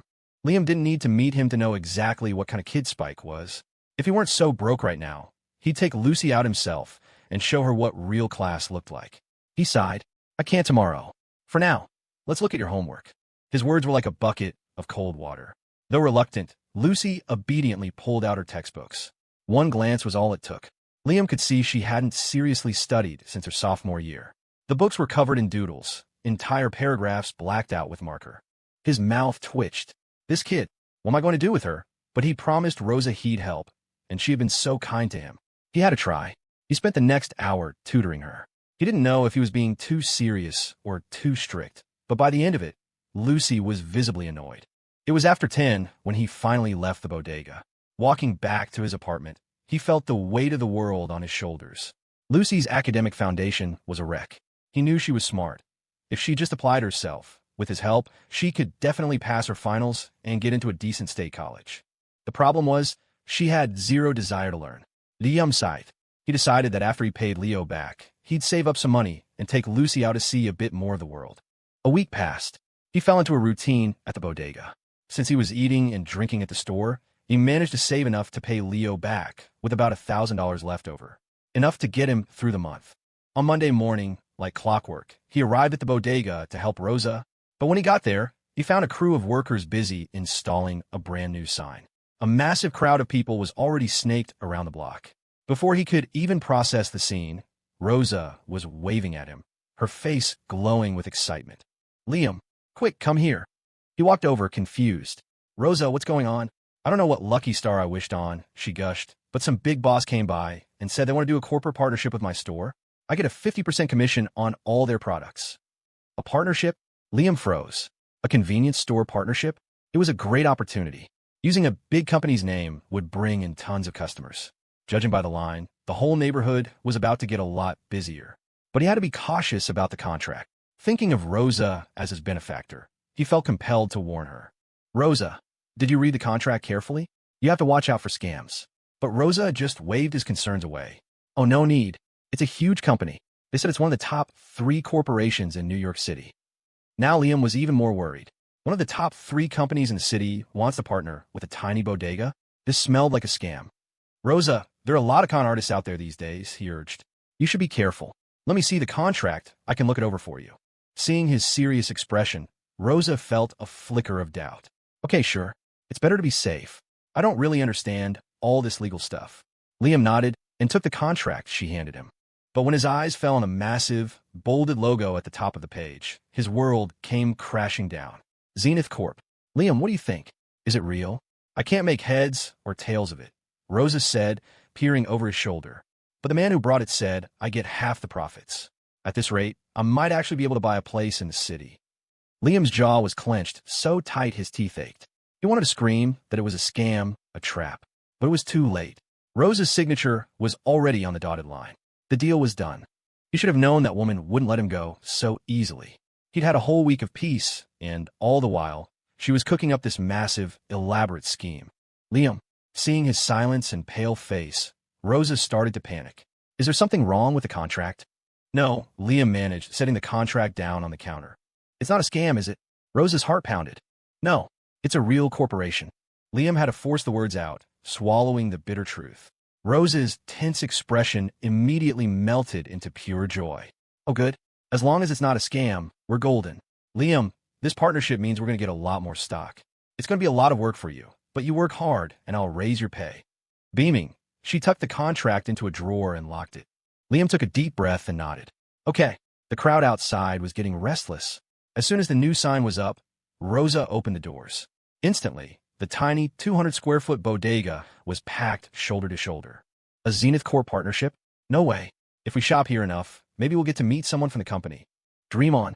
You think their execs have nothing better to do than hang out at a bodega? You never know. I've never heard of Zenith partnering with a corner store before. Hey, where's the iced tea? You're out of stock already. Rosa was running around like a headless chicken. Liam, who had originally just been a stock boy, was now frantically trying to restock shelves, but it was no use. In a single morning, the store was half emptied. The story exploded online. Hashtag Zenith Partners with Rosie's Bodega. What kind of marketing stunt is this? A massive corporation like Zenith partnering with a tiny bodega.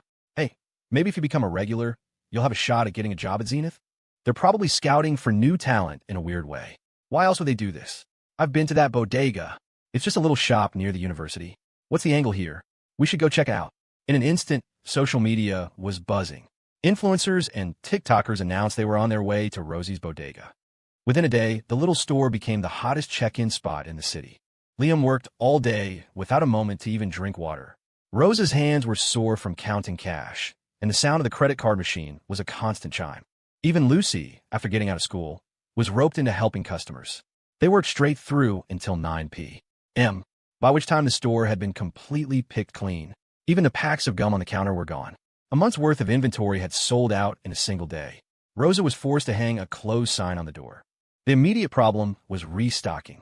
According to the contract, half of the store's inventory had to be supplied by Zenith Corp.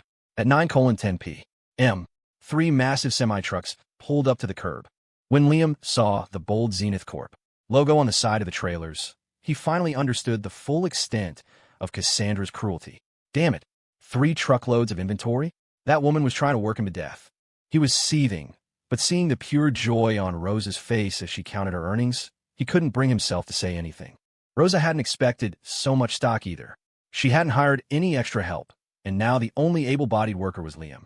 Staring at the 3 full trucks, she was so desperate she even roped in the old man for the tea shop next door.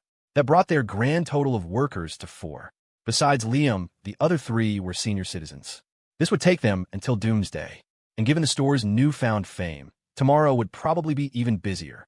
Rosa found Liam, her face etched with worry. Liam, do you have any classmates who could come help? I can't find anyone else on such short notice. At this rate, we won't be able to open tomorrow morning. Liam thought for a moment. Don't worry, Rosa. Let me handle it. Okay, Rosa said, her trust in him absolute. See if you can find anyone. With all these customers, I'll pay $1,000 a week per person for the next few days. No problem. Leave it to me, Liam promised. All right, I'm gonna go make some dinner.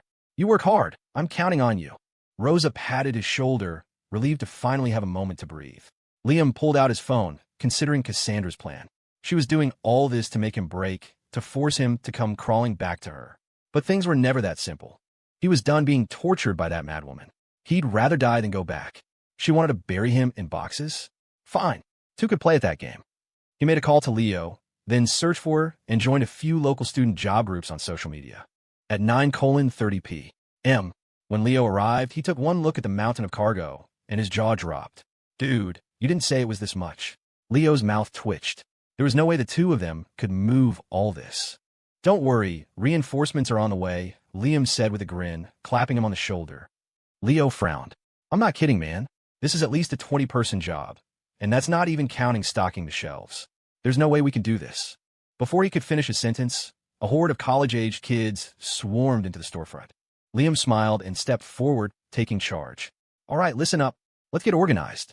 You 5 on the truck unloading. You 10 from a line and past the boxes. The rest of you inside, stocking shelves. He raised his voice. Time is tight tonight, and I know your dorms have an 11 p.m. curfew. Let's hustle. If you do a good job, you can come back tomorrow. Pay is daily. $100 cash each. $100? Daily cash. The 20 strapping college students' eyes lit up. Following Liam's instructions, The group began working with surprising efficiency. Leo stared, dumbfounded. So, brother, he said, baffled. If they're doing all the work, what are we doing? Inventory. Liam produced 2 clipboards and handed one to Leo with a grin. We supervise and keep track of the stock. Leo's spirits lifted instantly. He grabbed 2 folding chairs from inside, and he and Liam sat down like a couple of kings, leisurely checking off items on their clipboards. Just as Rosa finished making dinner, she came out and saw the scene. Her jaw went slack. She quickly pulled Liam aside. Liam, where on earth did you find all these people? Student part-time job groups. Rosa's mouth twitched. But all these people, the wages. Before she could finish, Liam knew what she was thinking. He smiled reassuringly. Rosa, don't worry. Zenith Corp is a massive, famous company. Your customer base is only going to grow. You just relax, be the boss, and count your money. Hearing this, Rosa's worried frown finally smoothed out. If you say so. She looked at Liam with absolute trust, her voice full of newfound authority. From now on, you're in charge of all the ordering. Just tell me how much money you need, and I'll transfer it to you. Thank you for your trust, Rosa. You can count on me, Liam said with a smile. Once we make our first big profit, you can start thinking about expanding. Open a real supermarket, hire a dozen people. You could retire early. The thought made Rosa's face glow. Early retirement was something she had never dared to dream of in her entire life. She thought running a small bodega in New York was the best she could do. She never imagined she'd strike it rich in her later years. I knew you were special. A top university student is just different. Rosa patted Liam's shoulder excitedly, her eyes shining. I never had much schooling. I've never seen anything like this. I'm so lucky to have you. I wouldn't have known what to do. You're my lucky star, Liam. Since you came, everything has been going my way. My life is finally looking up. Rosa couldn't stop smiling, praising him endlessly. Liam started to feel a little embarrassed. What could he say? That this was all an elaborate plot by Cassandra to torture him? Still, he had to admit, it was surprising she hadn't sent her goons to drag him back by now. But a return trip to beg at her feet? Impossible. The partnership contract was ironclad. Even if Cassandra broke it and pulled her stock, the penalty clause would give Rosa a massive payout. She couldn't lose. If Cassandra wanted to play hardball, fine. Let her come. He'd never been one to back down from a fight. Liam's eyes hardened with resolve. He gripped his clipboard. Rosa, I'm going to go check the inventory. We could talk more later. Okay, she nodded, beaming. Those kids are working so hard. Tell them that from now on, if they work nights, I'll cook a big meal for everyone. They can eat before they go home. You got it. Liam grinned and went back to his post at the front of the store. The 20-odd students worked quickly. They finished the entire job in under 2 hours. When they saw the cash in their hands, their faces lit up. Liam watched the $10,000 drain from his Venmo account, but he couldn't stop smiling. College kids were cheap labor. Tomorrow night, he called out, dinner's on the house. A cheer went up from the students. $100 a day, cash, free food, and a good workout? This was way better than running on a treadmill at the gym. A swarm of them rushed over, asking for his contact info. As they left, they were all praise. Thanks, boss. See you tomorrow. I moved almost 50 boxes today. That's nothing. I moved 87. Both of you, quiet down. I moved 100, and I wasn't bragging. Liam, just post in the group tomorrow. We'll be here right after class. See you tomorrow, man. After sending off the students, Liam transferred another 1,000 to Leo. You coming back tomorrow? Hell yeah, I'm coming back. Leo quickly accepted the payment, grinning. This is way better than my old job. I just sat here and checked off a list for a couple hours and made this much. You couldn't drag me away. Liam slung an arm over Leo's shoulder. Come on, I'm buying. Let's go get some barbecue. For real, man. Leo's eyes lit up. Does his face look like it's lying? Let's go, let's go. Just as Liam predicted, the media frenzy continued. For a solid week, with influencers and internet celebrities making pilgrimages to the store, the foot traffic at Rosie's bodega only increased. Every day, Liam put out a call for student workers, and the gig was so popular that part-time job groups at every university in the area were blowing up with requests. He never had to worry about finding help. He even designed a membership program for the store, which sparked a frenzy of customers signing up. The reason was simple. Zenith Corp was notoriously difficult to get into, but the pay and benefits were legendary. And, more importantly, its board of directors consisted almost entirely of stunning women. This unprecedented partnership with a bodega had piqued everyone's curiosity. People flocked to the store to see what Zenith was up to and hopefully get noticed. In this day and age, who didn't want to rub elbows with a major corporation? And so, one morning a week later, even Justin drove up to the store. Brother-in-law, So this is where you've been hiding. I was wondering why I hadn't seen you at the office. Liam was ringing up a customer. When he saw who it was, his smile vanished. Why was this parasite so persistent? Justin scurried over, his smile sycophantic. Brother-in-law, you should have told me you were working here. I could have brought my boys over to support the business. I'm not your brother-in-law. Liam snapped without looking at him. Your sister and I broke up. Justin's eyes darted around. Undeterred, he grabbed a huge armful of snacks and dumped them on the counter, using the transaction as an excuse to talk. Liam scanned the items with cold efficiency. $563. Wait, I'll get some more. Justin dropped the line and grabbed a basket, doing another frantic lap of the store. A minute later, he returned with another pile of junk. He bought, Liam scanned. He didn't care who it was. If someone wanted to throw money at him, he'd take it. Liam continued scanning, his face a stony mask. Justin leaned inconspiratorially. So, brother-in-law, is Zenith Corp planning to launch a chain of supermarkets? Give me a little tip. I can get my sister to open one too. Total is $890, Liam said flatly. And add this too. I'll take all of it. Justin pointed to the gum on the counter, craning his neck. Come on, brother-in-law, just a little hint. $1,035. Noticing the impatient grumbling from the line behind him, Justin quickly pulled out his phone to pay. Liam scanned the code, and as soon as the payment confirmation chimed, he called out, "Next!" Justin, juggling his mountain of groceries, shouted as he was pushed along by the crowd. I'll bring my sister by tomorrow, brother-in-law. We'll talk then. Liam's mouth twitched in annoyance. He ignored him and focused on the next customer. He hired college students. Of course he did. In her penthouse office, Cassandra stared at the daily report on Liam's activities that Evelyn had sent. A rare crack appeared in her perfectly composed facade. She never would have imagined Liam would resort to such a lowbrow, common tactic, and he was taking a cut of their pay. He'd made at least a few $1,000s for himself over the past week. The man was absolutely shameless. Cassandra's teeth ground together. She couldn't fathom it. Why would anyone willingly do such menial, back-breaking labor? For a measly $100 a day? Were these people insane? It made no sense to her. And now, her plan had completely backfired. These students were doing all the work, and Liam was sitting back like some kind of mob boss, collecting his due. At this rate, when would he ever break and come crawling back to her? She bit her lip, a dangerous glint in her eye. She would not let him get away with this. She narrowed her eyes and sent a message to Evelyn. Prepare a car. We're going to that convenience store tomorrow afternoon. Hey, aren't you one of the security guards from Zenith Corp? What are you doing working the register here? The next morning, Isabel Hamilton stared in surprise at the man behind the counter. Leo, busy scanning groceries, looked up and recognized the beautiful woman in front of him. Wasn't this the sister of that creep his buddy had beaten up? Isabel pressed on, her surprise evident. Is your company planning on opening a chain of supermarkets? Why are you working here? Even though he'd been fired, the memory of her perverted brother trying to spy on girls was still fresh and disgusting in Leo's mind. Like brother, like sister, he thought. Even if she was a beauty, his attitude was frosty. $358. Cash or card? Isabel was taken aback. Besides Liam, no one had ever spoken to her with such cold indifference. She was a Hamilton, a director of her family's company. He was just a cashier. Who did he think he was? And in front of all these people, no less. It was a public humiliation. Her face darkened, but then she remembered the partnership between Zenith and this bodega, and the fact that one of their employees was now working here. Her father had explicitly told her to foster a good relationship with Zenith Corp. She swallowed her pride. I'll sign up for a membership, she said, pulling out her phone, her eyes scanning the crowded store.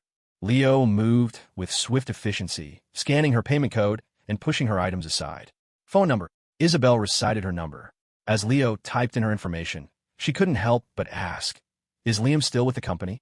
A spike of anger had been lodged in her heart ever since the incident. Her brother Jason was still laid up in a hospital bed, her parents sleepless with worry. Yet, she had heard nothing about Zenith Corp firing Liam. Leo glanced up, instantly understanding. She was here to cause trouble for Liam.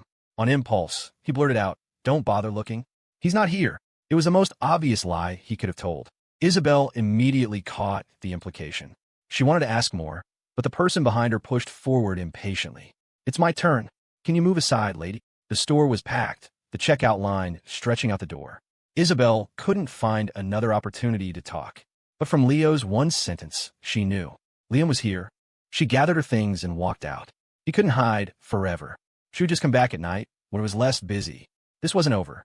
Jason might have been kind enough to speak up for Liam after he woke up, but as far as she was concerned, Liam still owed her brother a personal apology. The store was so busy that Leo didn't even have time for lunch. It wasn't until 1 in the afternoon that he finally got a chance to breathe. The three of them, Liam, Rosa, and Leo, worked in shifts now. Rosa, who had already cooked a large pot of food, called for Leo to come eat while she took over the register. He went to the back storeroom and found Liam, shirtless, sitting and eating. Leo wiped the sweat from his brow. "I swear, man, you're taking it easy back here. You know that guy you beat up? His sister was just here." Liam's hand, holding a piece of meat, paused. "Isabel Hamilton came here. I guess that's her name. I don't know, but she was definitely looking for you." Leo scooped some food from the pot.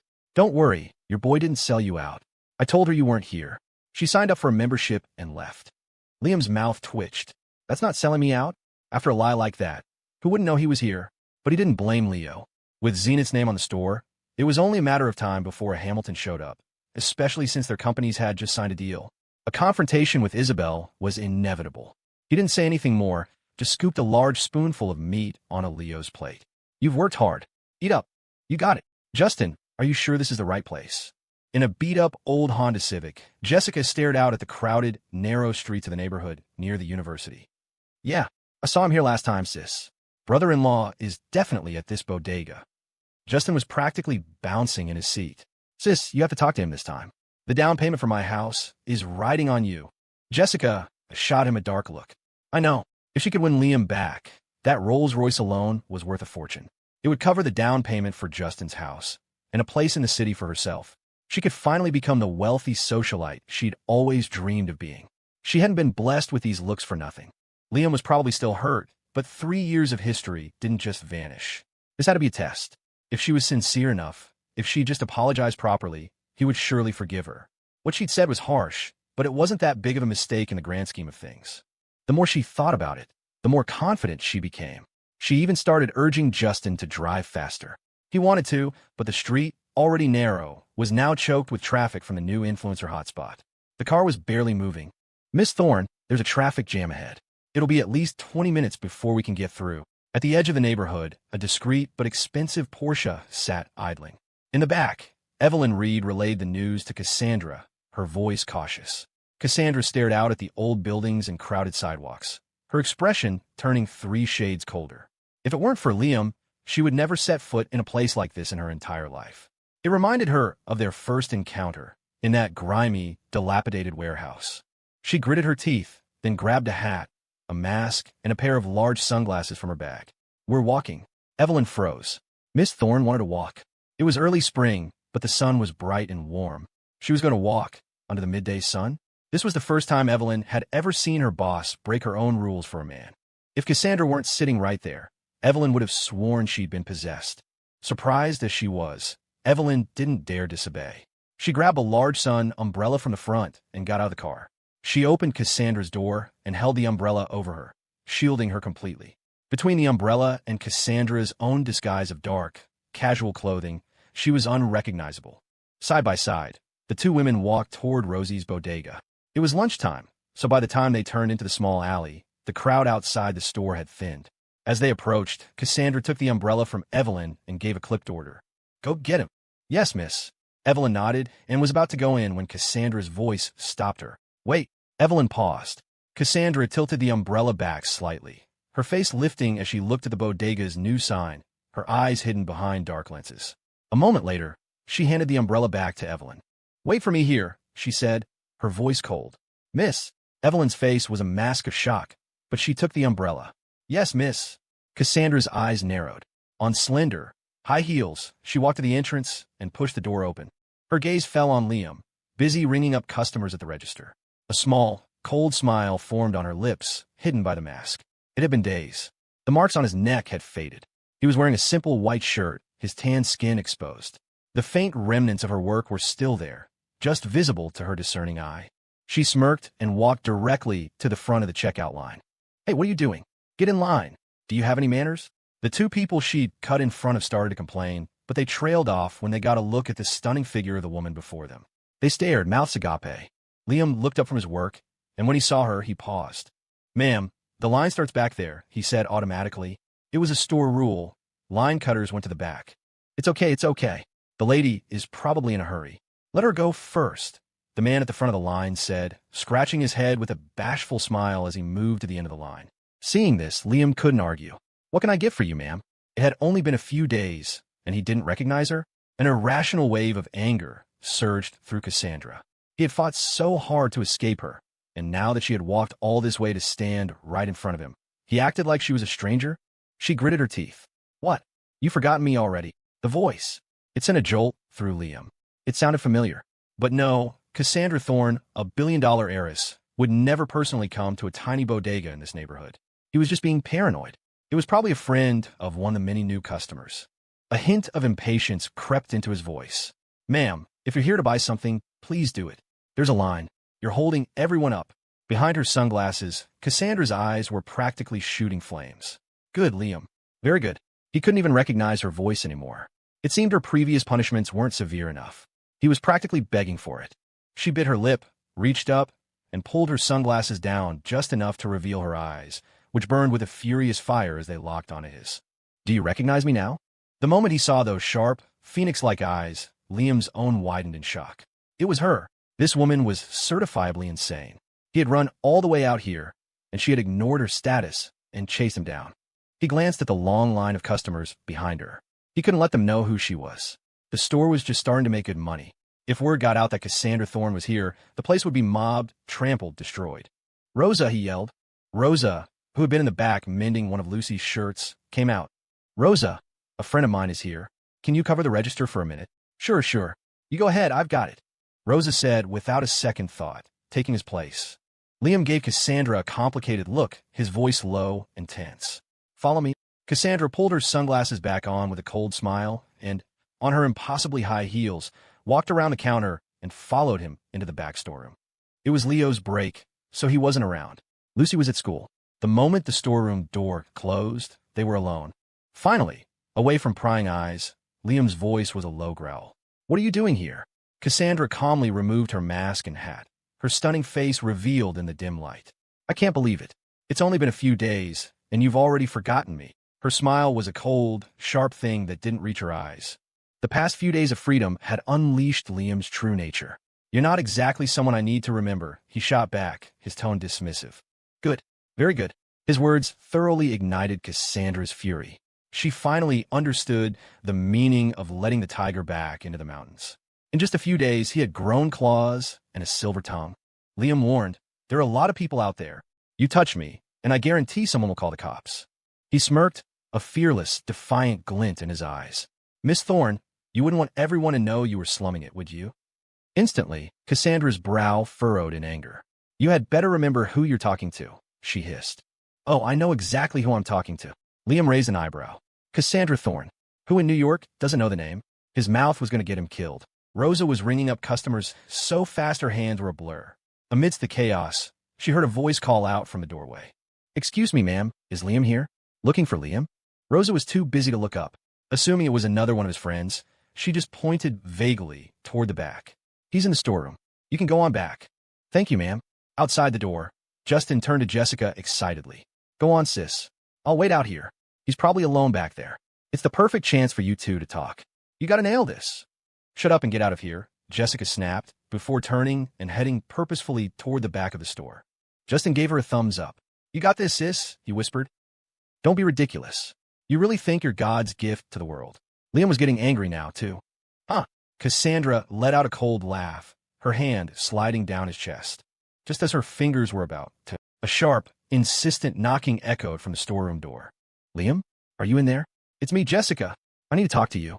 Can you open the door? Jessica's voice echoed from the other side. Liam sucked in a sharp breath. Thank God he had a habit of locking the door when he was back here alone. If she had burst in and seen this, he would never be able to explain it. Oh, a girl. Hearing the female voice, a slow, wicked smile spread across Cassandra's lips. Liam's head snapped down. Get behind the desk. Now, he hissed. Cassandra's eyes glinted with amusement. Hide? Why should I hide? You're the great Cassandra Thorne. Are you telling me you're not afraid of being seen like this? Liam was losing his patience. How could she not understand the gravity of the situation? This was no time for games. Liam, I know you're in there. The lady at the front told me.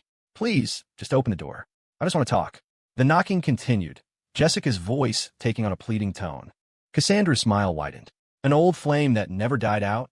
She purred, her eyes glinting playfully. Or one that's been rekindled? Rekindle your ass. Liam swore under his breath. He grabbed Cassandra's arm and shoved her toward a large metal shelving unit. To his surprise, she didn't resist, a playful look in her eyes as he pushed her into the shadows. Seeing her comply, Liam let out a sigh of relief. With the store so crowded, Jessica making a scene outside would draw unwanted attention. He turned and unlocked the door. Sure enough, Jessica was standing right there. The moment the door opened, she pushed her way inside, a sweet smile on her face. Liam, I came to apologize. Liam frowned, annoyed by her barging in. This is a private storeroom. Employees only. It was a clear dismissal. But Jessica acted as if she hadn't heard him. Oh, Liam, don't be mad anymore. I know I was wrong. When you get off work, how about I cook you dinner?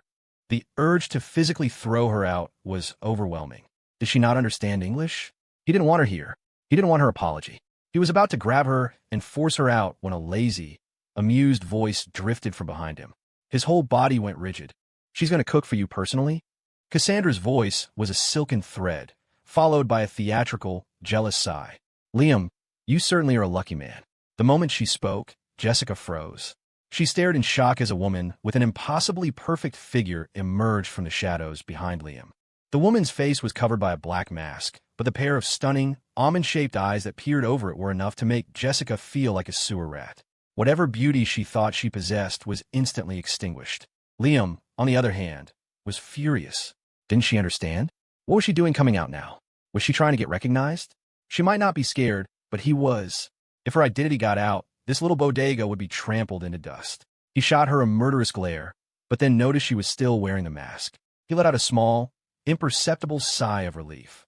The woman wasn't completely insane. Jessica stammered, Liam, who is she? Me? Cassandra's eyes crinkled in amusement. She looped her arm through Liam's, her smile a cold, sharp weapon. Who do you think I am? The sudden movement was a jolt. Liam wasn't sure if it was for show or for revenge, but Cassandra's fingers dug into the flesh of his elbow, sending a sharp pain through his entire body. Jessica's face was a mask of disbelief. Liam, you have a girlfriend already. He hated the idea of being linked to this crazy woman, but he saw his opening. If pretending to be her boyfriend would get Jessica off his back for good, it was a price worth paying. She was becoming a major nuisance. So he decided to play along. A ready-made girlfriend had just fallen into his lap. He gritted his teeth against the pain, turned his head, and cupped Cassandra's chin. Her delicate jawline was just visible above the mask. She looked surprised by a sudden move, her eyes widening. The next second, he leaned in and pressed his lips to hers, right through the fabric of the mask. It was as quick as the flutter of a dragonfly's wings. The warmth of his breath, the unique scent of him, hit Cassandra like a heat wave. Even with the mask as a barrier, she felt a blush creep up her neck, her heart starting to pound. No one had ever dared to do that to her before. But the feeling wasn't bad. Not bad at all. She licked her lips, a flicker of disappointment crossing her mind. It would have been better without the mask. She was starting to like his initiative. Seeing the two of them in such an intimate embrace, right in front of her, with a woman 100 times more beautiful than she was, Jessica finally snapped. After searching for him for days, after humbling herself to come and apologize for something that wasn't even her fault, he not only rejected her, but had already replaced her. The smile fell from her face. She glared at Liam, her voice dripping with venom. Liam, I can't believe you're this kind of person. You were already lining up my replacement, weren't you? Liam blinked. My replacement? You're the one who seamlessly moved on. Jessica's voice rose. I should have known. When I broke up with you, you didn't even react. So this is why. You already had your next one picked out. Cassandra's eyes narrowed, a dangerous light entering them. She didn't like the sound of that. It made her sound like a backup plan, a second choice. Her gaze, unseen by Jessica, turned murderous. Liam, however, almost laughed. We broke up. Why are you still so invested in my life? The subtext was clear. We're done. It's none of your business. Jessica's face contorted in rage. You moved on without a second thought, and you have the nerve to say I'm being unreasonable? At least I know how to apologize when I'm wrong. I can't believe I ever thought you were a good person. Liam almost did laugh this time. This woman was genuinely deranged. He was done playing games. He slung his arm around Cassandra's shoulders, a clear declaration of ownership, and stared at Jessica with a triumphant smirk. So, "Are you going to leave now?" he asked, his voice devoid of any warmth. The sudden, firm grip made Cassandra flinch, but she recovered instantly, playing her part to perfection. She hooked a finger into the belt loop of his jeans, her voice a low, seductive purr. "When are you going to be done with this? You didn't exactly satisfy me last night, you know?" A jolt of electricity shot through Liam's entire body. Right in front of his ex-girlfriend, Cassandra had managed to get a reaction out of him. Damn it, this woman was a devil. Did she have no shame? But he pushed the thought aside. He leaned in, his voice a conspiratorial whisper. "Don't worry, baby. I'll make sure you're satisfied tonight." The scene was too much for Jessica. Her face twisted in a knot of rage. You two are disgusting," she spat, her voice shrill, like a common shrew screaming in the street. Liam was filled with revulsion. How had he never seen this side of her before? He must have been blind to worship a woman like this for 3 years. He wanted to crack open his own skull and see what could have possibly been inside. The insult, however, lit a fire in Cassandra. The playful glint in her eyes was replaced by pure, unadulterated rage.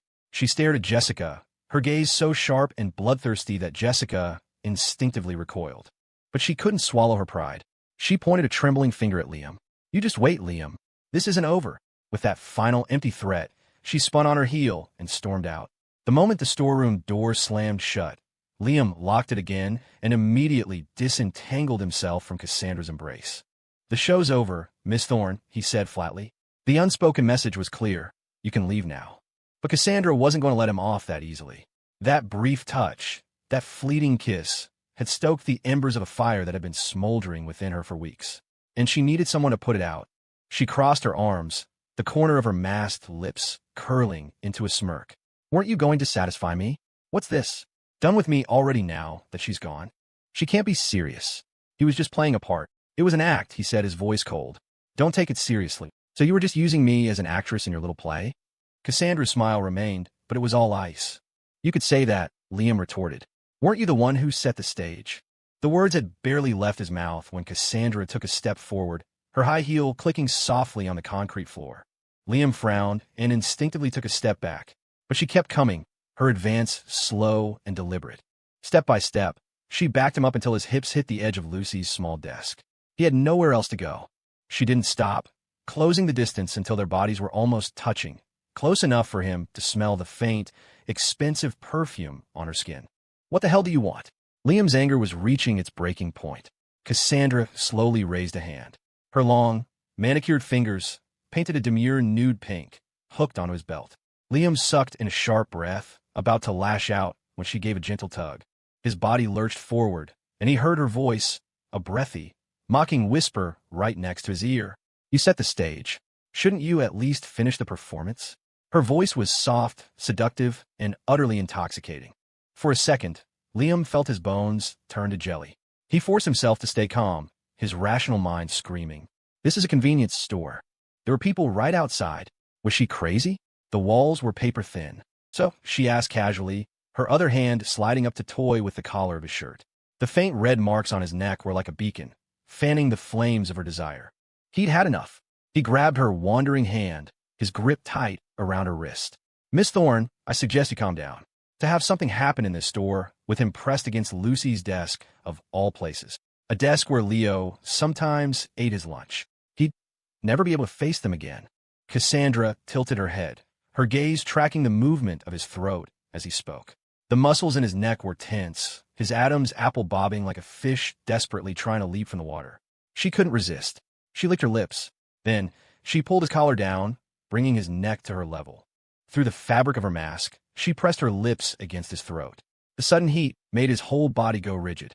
He was about to push her away when he felt a sharp pressure. She was using her teeth. She bit down hard. Hiss! A sharp pain shot through him. A new mark, a perfect set of teeth impressions, now decorated his neck. He shoved her back instinctively. A flicker of amusement crossed Cassandra's eyes. She licked her lips again, a predatory smile on her face. "Very nice," she said, admiring her handiwork. Liam's jaw was so tight he thought his teeth would crack. He snatched a small hand mirror from Lucy's desk and looked at his reflection. The bite mark was clear, a lover's brand for all to see. He exploded. "You're a psychopath. I was finally able to stop wearing turtlenecks. What is wrong with you?" His outburst didn't seem to faze her. In fact, she seemed to enjoy it. "You should learn to like it," she said softly. It's like everything she gave him, every experience. Liam knew it was pointless to argue with her. He slammed the mirror down, his face a cold mask. Are you done playing? Get out. I have to get back to work. He turned and strode toward the door. He'd figured it out. She wore a mask because she didn't want to be recognized. Fine. He called bluff. He couldn't let her control him like this anymore. He was going to see just how much Cassandra Thorne really wanted to keep her identity a secret. Wait. As expected, Cassandra Thorne's voice cut through the air. Liam's hand froze on the door, a faint smirk playing on his lips. He guessed right. She was scared. He turned, meeting her dark, stormy eyes. Then I suggest you leave, Ms. Thorne. Beneath her mask, Cassandra's lips pressed into a thin line. She strode forward, tilting her head up to look at him, her voice cold as ice. You're coming back with me. Back. Liam let out a short, incredulous laugh. This is my home now. Where else would I go? A complex emotion flickered in Cassandra's eyes. She glanced around the cramped convenience store, a half-threat in her tone. Are you sure you want to throw a tantrum with me? The accusation was so absurd, it was almost funny, as if he were the one being childish.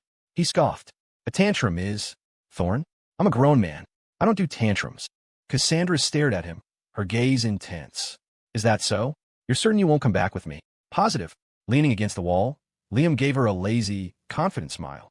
This was his turf. She had come alone. He'd be damned if he believed she could drag him out of here in front of everyone. Very well. To his surprise, she didn't get angry. She smiled, but it was a smile that didn't reach her eyes. The threat that followed was sharp and clear. I'll give you 3 days. If I don't see you at the manor in 3 days, I will personally destroy this place. With that, she shot him one last icy glare, pulled open the door, and left. Liam knew she wasn't bluffing. That woman always paid back her debts, and with the Thorne family's power, she could do whatever she wanted. She could make a place flourish, and she could just as easily grind it into dust. Damn it. He'd finally found a place to settle down, and now she was holding a hostage. Was he really going to have to move again? He frowned, thinking of the balance in his bank account.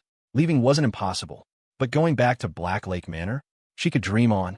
He was no lamb for the slaughter. Liam, honey. Brenda, the store's owner, came rushing from the back, clutching her stomach in agony. Can you cover the register for a bit? Nature's calling, and she's screaming. Liam quickly nodded, heading for the counter. No problem, Brenda. MMS. Thorne, where are we going? In the back seat of the Bentley, Evelyn Reed gripped the steering wheel, her voice trembling. Ever since they'd left the convenience store, her boss had been radiating a palpable aura of fury. Her stare could have melted steel. Evelyn had followed her into the car, her heart pounding, and now, with no destination given, she had to ask. Back to the office, Cassandra snapped, her voice laced with a murderous edge. Yes, ma'am. Evelyn flinched, stomping on the accelerator. The car pulled away from the gritty, working-class neighborhood, the scenery outside blurring into streaks of light. Cassandra's eyes remained dark and stormy. Subconsciously, she raised a hand to the mask covering her lips, her gaze growing distant. A slow-burning fire began to smolder within her. The spot where Liam had touched her still seemed to hold his scent, his warmth. She replayed his sudden, bold move, that handsome, ascetic face leaning closer and closer, and felt her own temperature begin to rise. An unnatural flush crept up her neck, hidden beneath the mask. Hiss! She didn't know why, but she was starting to like this feeling. No one had ever made her feel this way, this particular kind of craving. It left her wanting more. Ma'am, should I open a window? To help you stay alert. Evelyn's voice came from the driver's seat. The question shattered Cassandra's reverie, snapping her back to reality. Her eyes instantly turned to ice, her voice dripping with irritation. Just focus on driving. Yes, ma'am. Evelyn didn't dare say another word. She didn't even risk a glance in the rearview mirror. The impatience in her boss's tone was practically leaping out. She hadn't meant to intrude. Cassandra's schedule was brutal, and she often got drowsy during car rides. She had standing orders to open the window to keep her awake. Evelyn was just following protocol, but Cassandra had never snapped at her for it before. Not like this. Evelyn was baffled, but Cassandra, now fully lucid, was shocked. She couldn't understand it. This time, she hadn't been drugged. So why couldn't she control herself? When she was near Liam, he didn't even have to do anything. He could just stand there, and the scent of him alone was enough to ignite the flames inside her. She was hungry. She had been hungry for days. If that meal were in front of her right now, she feared she would lose all control and devour it. It wasn't a matter of desperation. It was a specific hunger for a specific taste. Only one thing could satisfy her. After all this time, she had almost forgotten what it felt like, that sublime experience of consuming the perfect delicacy she craved. Cassandra couldn't stop herself from licking her lips, a flicker of raw hunger in her eyes. But just as quickly, she regained her composure. After all, the longer you starve, the more delicious the food tastes. Like the first sip of an ice-cold beer after a long, grueling day, utterly satisfying. And for a delicacy this exquisite, she wouldn't dream of spoiling the experience. She narrowed her eyes, her gaze falling on Evelyn in the rearview mirror. "I need you to investigate someone," she commanded. "Who is it?" Evelyn asked, her expression puzzled. Cassandra stared into the mirror, enunciating each syllable with cold precision. "Yesita." "Her," Evelyn gasped. "Ma'am, we already looked into her. Jessica is Liam's ex-girlfriend. They've broken up." The initial investigation had focused on Liam. People like Jessica were just footnotes in the file. But now, her boss was asking for a dedicated report on his ex? Had she gone mad? "I want more details," Cassandra said, her voice freezing over. "I want to know everything that happened between them, down to the last word they spoke." Evelyn nodded, too stunned to speak. She couldn't help but hear a bitter, acidic undertone in Cassandra's voice. Could she be worried that Liam might get back together with his ex? Impossible. What man in his right mind would choose a broke ex-girlfriend over Cassandra Thorne? Even setting aside family background and wealth, just on looks alone, it wasn't even a contest. On impulse, Evelyn risked a quick glance in the rearview mirror. She saw Cassandra lost in thought, her expression uncharacteristically vulnerable. Evelyn swallowed hard. This side of her boss was completely at odds with the decisive, ruthless executive she knew. It couldn't be, could it? Her boss.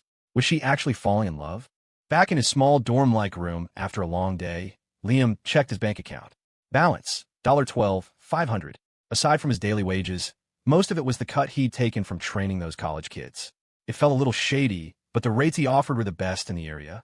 Plus, Brenda always made huge staff meals, so the gig included food and a workout. It was a sweet deal. Lately, even recent graduates have been coming by, asking if he was hiring. Brenda's store, Annie's Corner, was finally on stable ground. He figured that after he left, he could have Leo stay and help her out. Cassandra's vendetta was with him personally. She probably wouldn't bother with Leo, who'd already been fired. He considered taking Brenda's daughter, Annie, on a trip to the city to see the museums, to broaden her horizons. Just then, his phone buzzed with a text from P2.She. "Liam, can you come get me?" It was already past 10 p.m. Why wasn't she home? He frowned and typed back.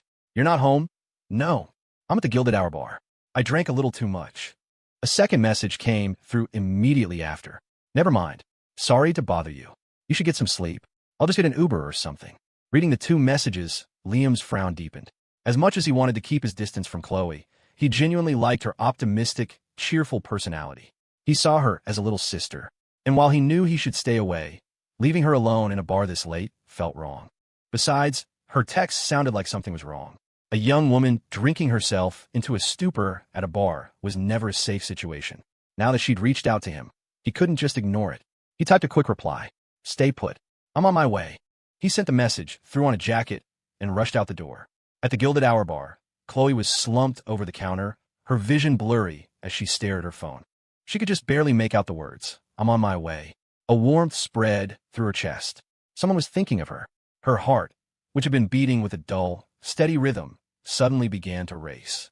She rubbed her cheeks, a giddy feeling rising inside her, and forced herself to sit up straight.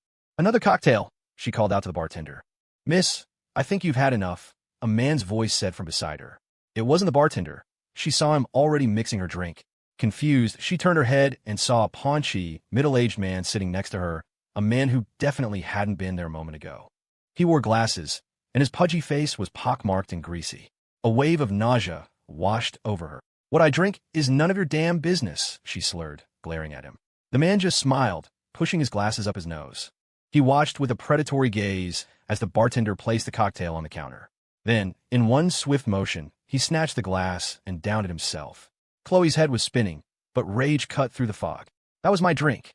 What the hell is wrong with you drinking my drink?" The man chuckled and turned to the bewildered bartender. "Sorry about that. My girlfriend is in a bad mood today. I'll cover her tab." "Who's your girlfriend?" Chloe shoved him away and yelled at the bartender. "I don't know this creep." The bartender looked lost. Fights like this happened all the time in bars, and it wasn't his job to intervene, but he had a responsibility to prevent trouble. He was about to ask what was going on when the man smiled again. It's fine, it's fine. We just had a fight. My name is Zach, and this is my girlfriend, Chloe." He then turned to her with a sickeningly sweet tone. "Chloe, honey, don't make a scene. Let's just go home and talk about it, okay? It took me forever to find you." Chloe couldn't believe her ears. The alcohol-induced haze cleared by a good third. The fact that he knew her name made the bartender back off, figuring they must know each other. He turned away, leaving her alone with this man. Panic seized her. She racked her brain, but couldn't place the name Zach. How did he know who she was? Zach slung an arm around her shoulder, forcefully pulling her to her feet. The alcohol had turned her limbs to jelly. She had no strength to resist. She could only let him haul her up. "Let go of me. I don't know you. Zach, are you insane?" she shouted, struggling weakly. But her feeble punches felt like kitten scratches against his fleshy body, barely making his beer gut jiggle. The scene drew a few glances from nearby patrons, but their posture, him holding her up, looked just like a couple having a spat. Zach even had the audacity to smile apologetically at the onlookers. "Sorry, everyone. My girlfriend had a little too much to drink. We were just arguing." It was a common enough sight in a bar that no one stepped in. Just like that, Chloe was dragged out of the bar. The cool night air hit her face, and her head cleared significantly. Using every ounce of strength she had, she shoved Zach away and staggered against a large pillar by the entrance. "You're sick," she screamed. "Don't touch me, or I'm calling the cops." She looked like a terrified rabbit, small and shaky. Zach just grinned, showing his teeth. "I've been watching you for a while, Miss Ya. You should just come with me quietly." "You psycho." Chloe fumbled for her phone, but after searching her pockets, she realized it was gone. They were in a secluded corner by the bar's entrance. Everyone was inside partying. The doorway was deserted. That's when true fear set in. This was the kind of thing you only saw in movies, and it was happening to her. "Don't worry, Miss Ya," Zach purred, stepping closer. "As long as you're a good girl, I'll buy you anything you want. The Zhao family has plenty of money." He reached for her slender wrist. In the next second, a sharp, male voice cut through the night from behind him. "I'd advise you not to touch her." Chloe, who had been on the verge of despair, froze. When she saw who had arrived, tears of relief streamed down her face. "Liam," she cried out, her voice a mix of slurred speech and overwhelming joy. Zach spun around, cursing. "Who the hell do you think you are, ruining my fun?"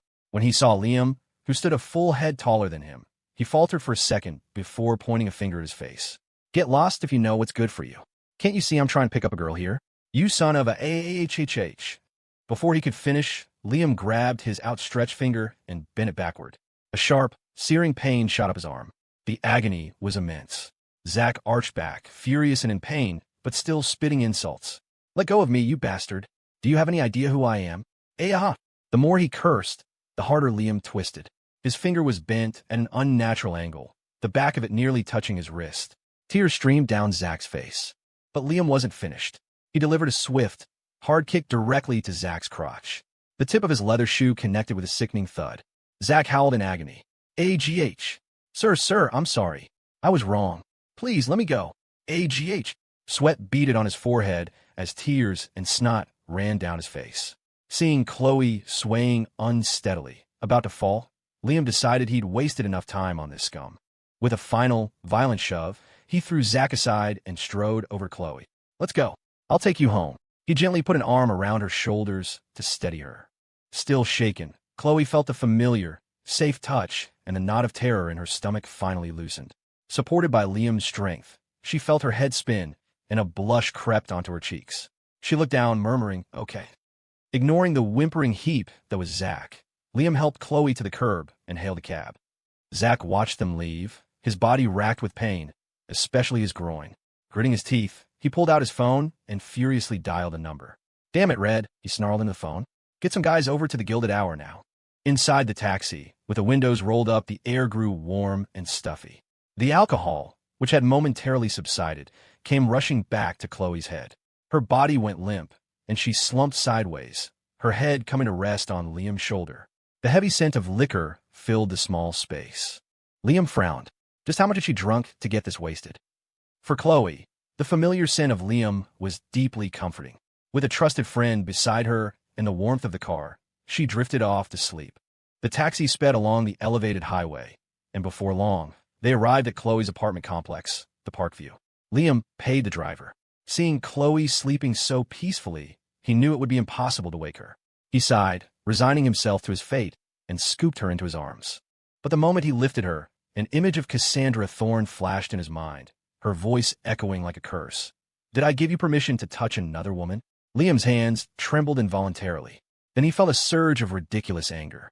Wasn't his goal a life of peace and quiet? Why was he having such a visceral reaction to her words? She told him not to, so he was just supposed to obey? What a joke. His expression hardened. He tightened his grip on Chloe and walked into the building. She wasn't heavy, maybe 100 pounds at most. For someone who worked out regularly, carrying her was easy, though her bony frame dug into him uncomfortably. Soon, he was standing in front of her apartment door. He couldn't find a key in her purse and didn't want to take advantage of the situation by searching her pockets. He tried to gently wake her. "Chloe!" In his arms, she shifted restlessly, her lips forming a small pout as if her pleasant dream had been disturbed.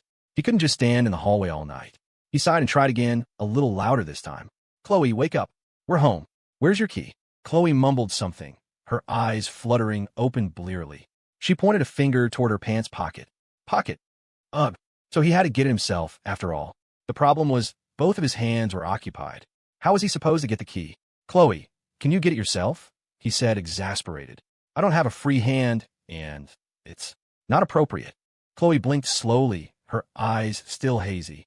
She managed to fish a single key out of her pocket. Liam used the hand supporting her legs to take it and, with some difficulty, managed to unlock the door. Finally, he hurried inside and gently laid Chloe down on her bed. But before he could even straighten up, her arms wrapped around his neck, pulling him down with surprising strength. Any further, and he'd be lying on top of her. "Chloe, you need a rest," he said quickly. "I have to go." She murmured, her consciousness drifting back, though not fully. "No, I don't want you to. Sleep with me." Liam froze.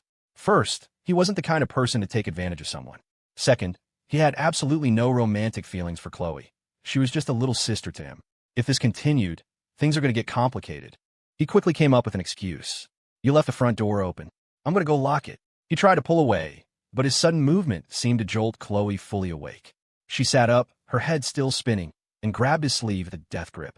"I'll go with you." It was as if she was terrified he'd run away. Liam sighed. "You should rest. We can talk about whatever's on your mind tomorrow, after you've sobered up." "No." Chloe shook her head vehemently, like a child's rattle. She stared at him with wide, pleading eyes. "No, Liam. I'm going with you. You have to stay and keep me company tonight." Liam was speechless. What? As if a dam had broken, fueled by alcohol and raw emotion. Chloe's eyes welled up with tears. The words came spilling out in a torrent of misery. "Liam, at the company, I only really knew you and Leo. But after Leo left, I could never find you. You barely answer my texts. And lately, my boss has been on a warpath, giving me all the worst jobs, all the dirty work. This afternoon, he made me clean the bathrooms." Chloe clung to him, her voice thick with misery. Liam froze. He didn't need a detective to figure out who was behind this. It had Cassandra Thorne's name written all over it. He couldn't believe it. Even after Leo was fired, she was still tormenting Chloe. His hands clenched into fists as Chloe's rambling continued. "Liam, maybe I should just quit too. Take me with you. Don't just leave with Leo." She was barely coherent, her words jumbled. "Don't," Liam said firmly. "Didn't you say your family pulled a lot of strings to get you this job? It wouldn't be right to just quit." Chloe swayed, her head lolling. The word family seemed to trigger something. She looked down, frantically patting her pockets for her phone. After a moment of fruitless searching, panic flashed across her face. "Oh no." As if shocked sober, she looked up at him. "Liam, I think I left my phone at the bar." Liam paused. "Okay, you rest. I'll go get it. I'm coming with you." Chloe insisted, trying to get up, still holding on to him. She was in no condition to go anywhere. He'd just have to bring her back again. With a firm hand, he pushed her back down and pulled the blanket over her. "You wait here. I'll get it. Stop making a scene." His tone was harsher than he intended. Chloe, startled, immediately pulled the covers up to her chin, looking small and scared. Liam sighed. He didn't have time to explain. He grabbed her key from the nightstand, left the apartment, and locked the door from the outside. He hailed another cab and went back to the Gilded Hour. It was past 11 now, and the bar was packed. He went to the counter and asked a bartender, who confirmed they had found a phone. Liam thanked him, took the phone, and was heading out when it vibrated in his hand. He assumed it was a call and was about to silence it. It wasn't his place to snoop, but when he glanced at the screen, he froze. It was a calendar reminder for the next day. Happy B-Day to my dumb older brother who disappeared. You're 25 now. P.S. Don't forget to ask for the day off to come home. 25 years old. Liam's heart skipped a beat. The number was too specific. He was also turning 25 this year. His eyelid twitched. Could it really be such a coincidence? His earliest memories were from the orphanage. Anything before that was a blur. He only remembered a couple handing him over to a middle-aged man. After that, nothing. Somehow, this didn't feel like a coincidence. His heart pounded in his chest. He wouldn't be having such a strong, gut-wrenching reaction for no reason. Maybe I should get a DNA test. The thought shot through his mind. All this speculation was useless and just making him anxious. A test would give him an answer. Liam clutched the phone, stopped at a 24-hour convenience store to buy a small plastic bag, and took a cab back to Chloe's place. She was fast asleep. He placed her phone on the pillow beside her and, without hesitating, carefully plucked a few strands of her hair, sealing them in a plastic bag.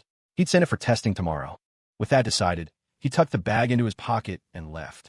But as he reached the ground floor, he saw a group of more than a dozen burly men walking toward him. The man in the lead had a shock of red hair, a cigarette dangling from his lips, and a thuggish smirk on his face. Liam frowned. You the punk who hit our boss, mister. Zhao. Red sneered, stepping forward. He spat the cigarette, but onto the ground and crushed it under his shoe. Mr. Zhao. It had to be the guy who was harassing Chloe. Liam narrowed his eyes, mentally calculating his odds in a fight. Seeing him stay silent, Red's temper flared. Hey, asshole, I'm talking to you. A dozen guys should be manageable. But if they were able to find this place, it meant Zach had resources. He'd inevitably come back to bother Chloe. Liam thought about how she was already being tormented at work because of him. He felt a pang of guilt. Maybe he could solve this problem for her, and then they'd be even. Liam looked up. Yeah, he said calmly. That was me. Red was clearly not expecting such a straightforward admission. He laughed. All right, got some balls. Come with us quietly, and maybe my boys won't have to get rough. That suited Liam just fine. What was the point of beating up a few grunts? If you want to solve a problem, you go straight to the source. Liam nodded. Fine. Lead the way. Red, who had been gearing up to order his men to attack, was momentarily speechless. Question mark. This was going too smoothly. His carefully orchestrated intimidation was falling flat. He pointed a thumb uncertainly toward a black van parked nearby. Get in the car, then. Okay, Liam said. And just like that, in front of a dozen men armed with bats, he opened the rear door and got in. Red stood there, bewildered. Boss, one of the thugs behind him whispered, I thought you said this was going to be a tough fight. Shut up, you moron. Red snapped, rolling his eyes. This whole block is covered in security cameras. Are you an idiot? His original plan was to intimidate Liam, and if that failed, drag him into an alley and throw a sack over his head. But the guy just got in the car himself. This area was full of corporate types. He didn't want to cause a scene. All right, get in, he barked. Mr. Zhao is waiting. The men quickly piled into their vehicles. Red, his face grim, got in the front passenger seat of Liam's van. He turned around, a malicious grin spreading across his face. Buddy, we can't have you going like this. Liam looked at him, confused. What do you mean? Your hands. They're a little too free. We gotta tie them up.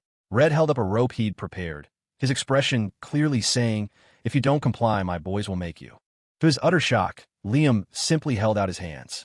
Fine, he said calmly. Tie them. Red was completely thrown. This was just too weird. In all his years on the battlefield, Red had never met someone so compliant. He jabbed a finger at the two thugs sitting on either side of Liam. What are you two waiting for? An invitation? Get it done. The two men quickly took the rope and clumsily tied Liam's hands, finishing with a sloppy, unprofessional knot. Liam glanced at the rope on his wrists and scoffed internally. Cassandra's handcuffs were more secure than this. Wait, why am I thinking about that crazy woman again? He felt a flash of irritation. He was supposed to hate her, but for some reason, her words and actions kept replaying in his mind. Was it possible he was actually developing feelings for her? Hiss. Liam drew a sharp breath. What a joke. He wasn't a masochist. The woman was a lunatic. How could he possibly like someone like her? Hating his own thoughts, Liam gritted his teeth and glared out the side window. Open a window, he snarled. I need some air. The driver, who had been cruising along peacefully, was so startled by the sudden command that he nearly swerved into a tree. He yanked the wheel back just in time. The voice was so full of contained violence that Red, sitting in the passenger seat, felt a chill run down his spine as if his skull was about to be caved in. He instinctively touched the back of his head and quickly ordered, Open it for him. The men on either side of Liam scrambled to lower the windows. A rush of cool night air filled the car. Liam took a deep breath, his roiling emotions finally settling. The van sped down the highway, and in half an hour, it pulled into a luxurious gated community. Liam glanced at the sign at the entrance and raised an eyebrow. Southgate Estates? He remembered this place. The residents here were all high-earning elites, pulling in 6 or even 7 figures a year. He'd come here for business meetings back in his Hamilton Industries days. He hadn't expected this Zach character to have this much clout. The van stopped in front of Villa 6. Red got out first, and Liam followed without hesitation. Red led the way, and they all entered the house. The first thing Liam saw was Zach, sprawled on the sofa, wincing in pain while a maid knelt beside him, gingerly applying some ointment. What a diva, Liam thought with a smirk, stopping at the doorway. "Boss, we brought him," Red announced, his voice oozing with a sycophantic, credit-seeking tone. At the sound of his voice, Zach looked up. The moment he saw Liam standing in the doorway, his face contorted with rage. Forgetting his injuries, he leaped to his feet and charged. "You son of a bitch.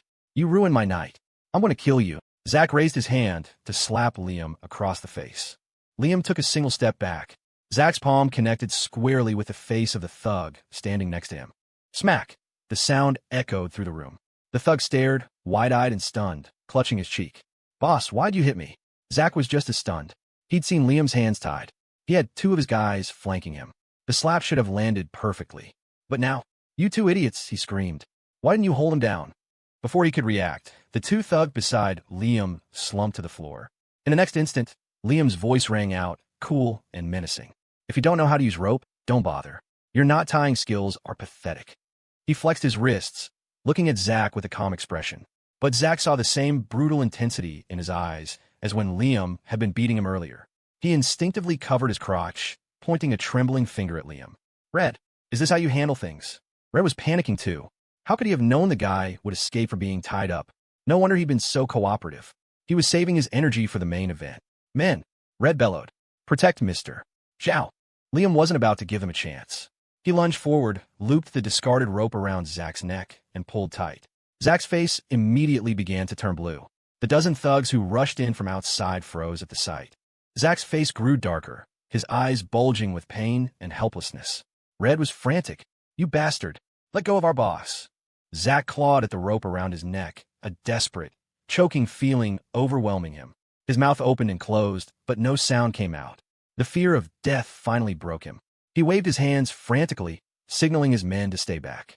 Liam's voice was chillingly calm. "Can we talk now?" The sound was like a death sentence whispered in his ear. Zach used every ounce of his remaining strength to nod vigorously. Liam loosened his grip slightly. The next second, Red saw his chance. "Brothers, get him! Save the boss!" he yelled. The thugs surged forward. Liam just rolled his eyes. He knew this would happen. He released the rope, delivered a swift kick to Zach's rear that sent him sprawling to the floor, and turned to face the onslaught. He moved through them like a phantom, a blur of fists and feet. These guys were scum, so Liam didn't hold back, using every dirty trick in the book. He threw chairs, smashed tea sets, and kicked over tables. The pristine villa living room, now containing 15 men, including Liam and Red, descended into utter chaos. The floor was a minefield of broken glass and ceramic shards. In less than 10 minutes, it was over. Men were groaning on the floor, clutching their groins, their chests, unable to stand. Liam touched a small cut on his cheek, glanced at the smear of blood on his fingers, and licked his lips as if savoring a fine meal.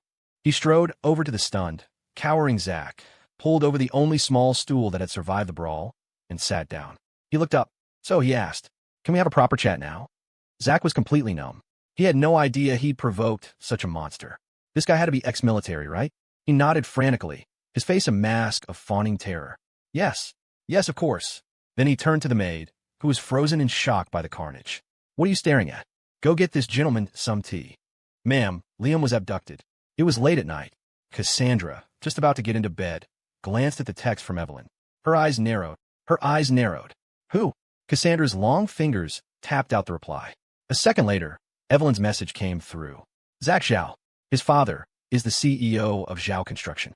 Another message followed. The security guard at the Parkview apartment saw a dozen men go into the building and thought it looked suspicious, so he reported it to the area's corporate security network. The Parkview apartments? Cassandra frowned. Wasn't that where P2.She lived? She glanced at the time. 12:30 a.m. How interesting. A cruel smile touched Cassandra's lips, her eyes flashing with a dangerous light. She had warned him only a few hours ago, and he was already so restless that he had to run off to P2.She's house in the middle of the night. Excellent. This man was systematically dancing on every single one of her nerves. Evelyn waited for a reply, growing anxious. She quickly sent another message. Ma'am, there were over a dozen men. The security footage shows Liam getting into their car. I'm afraid.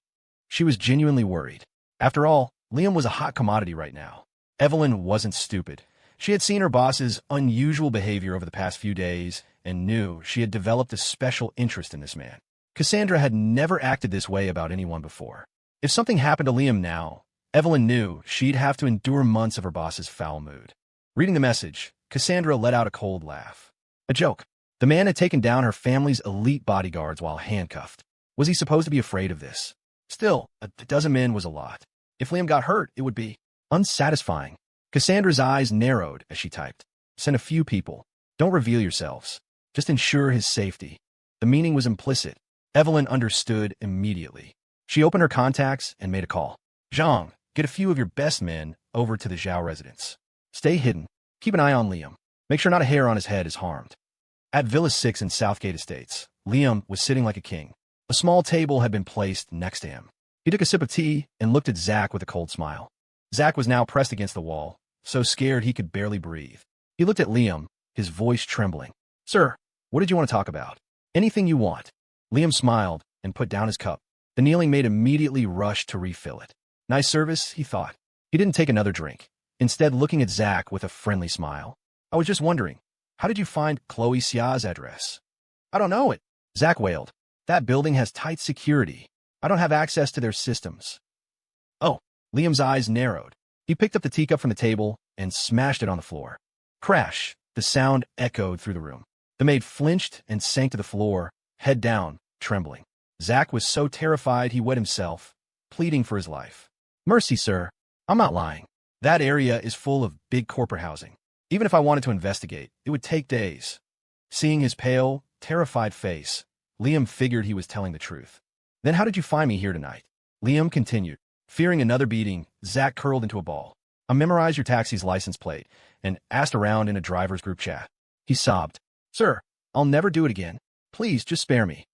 For such a large man, he was crying like a child. Liam pursed his lips. As long as Zach didn't know Chloe's specific address, that was good enough. Zenith Corp owned a lot of property in that area. As Zach said, he wouldn't dare cause trouble there. Liam rolled his neck, stood up, and said coolly, I'm warning you. If you ever bother P2.She again, it won't be as simple as it was today. Yes. I'll never do it again, I swear. Zach nodded his head so fast it looked like it would fall off. Liam snorted, shot him one last dismissive glance, and walked out of the villa. As soon as he was sure Liam was gone, Zach's rage erupted. Red, you useless piece of shit. You can't even tie a man up properly. Red, who had been playing dead on the floor, crawled over, crying. Boss, it was a misunderstanding. I swear I had no idea he could get out of it. Useless, Zach roared, then commanded through gritted teeth, find out who he is. Anyone who dares to hit me will pay. If he couldn't get Chloe, he would get Liam. Yes. Red nodded, struggling to his feet and shaking his men awake. Zach's face was purple with rage. He saw the maid still sitting there, dumbstruck, and his anger found new target. What are you staring at? Give me a clean pair of pants. Liam had just reached the gates of Southgate Estates when he saw a white car pull in. He didn't pay it any mind and moved aside, but the car stopped directly in front of him. The window rolled down, and Liam was surprised to see the driver. Carl Sawyer. Liam? What a coincidence, Carl said, looking surprised. Liam smiled. Just taking care of some business. Carl nodded. Then his expression turned sympathetic. Hey, Liam, I heard about everything with your family. Are you, doing okay? The concern seemed genuine. They're not my family anymore, Liam said. His tone as casual as if he were discussing the weather. But thanks for asking, Carl. Carl gave him a knowing look and wisely changed the subject.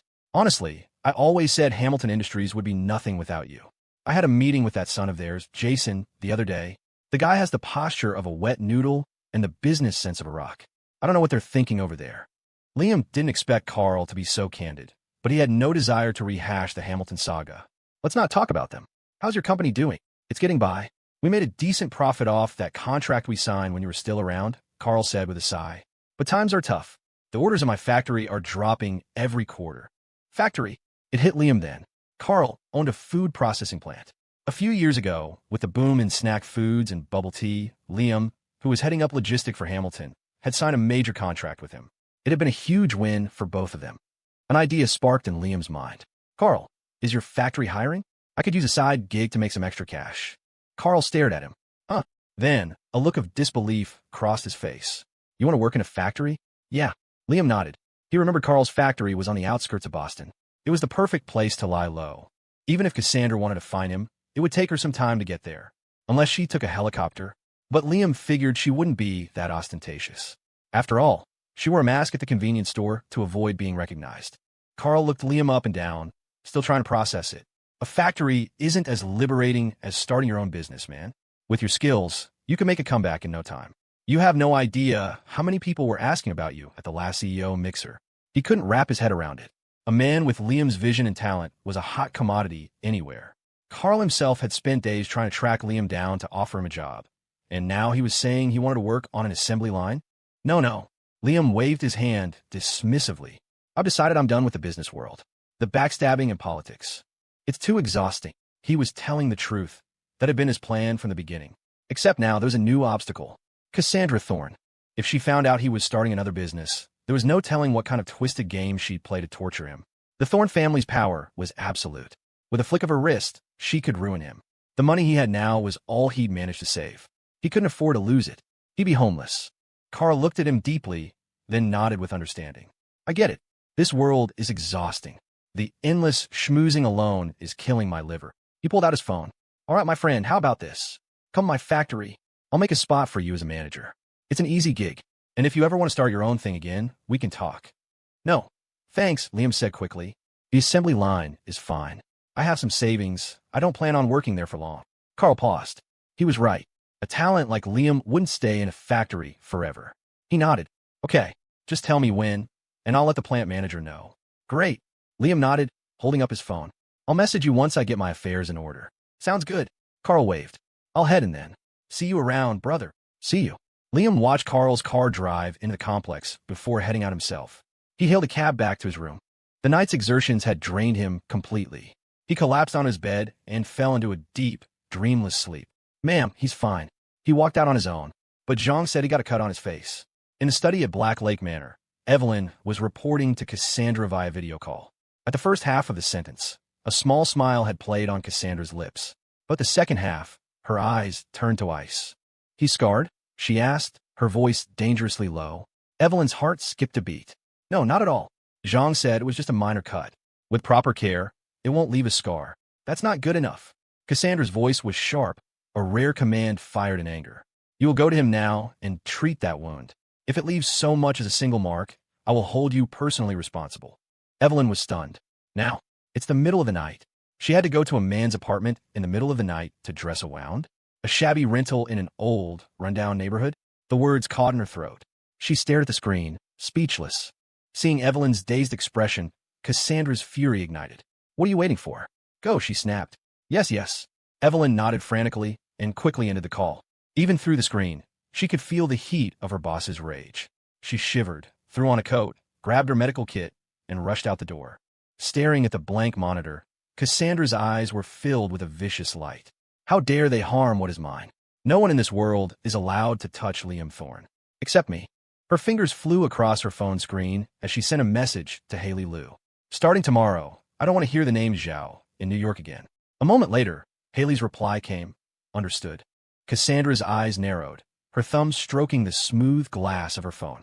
Now, she had to decide how to deal with that insolent Jessica. Oh my God, people actually live here. Stepping out of the car, Evelyn looked at the dark, dilapidated apartment building, her hand trembling as she held her medical kit. Her exclamation triggered a motion sensor light in the hallway, which flickered on with a sickly yellow glow, startling her. She had to be kidding. That man had the option of living in a luxury villa, and he chose this dump? She couldn't even walk in her heels here, but an order was an order. Evelyn took a deep breath to compose herself and immediately inhaled a lungful of dust, sending her into a coughing fit. Cough, cough, cough. The lights on the second, third, and fourth floors flickered on in sequence. Evelyn seethed. If it weren't for a direct command from Cassandra, she wouldn't be caught dead in a place like this.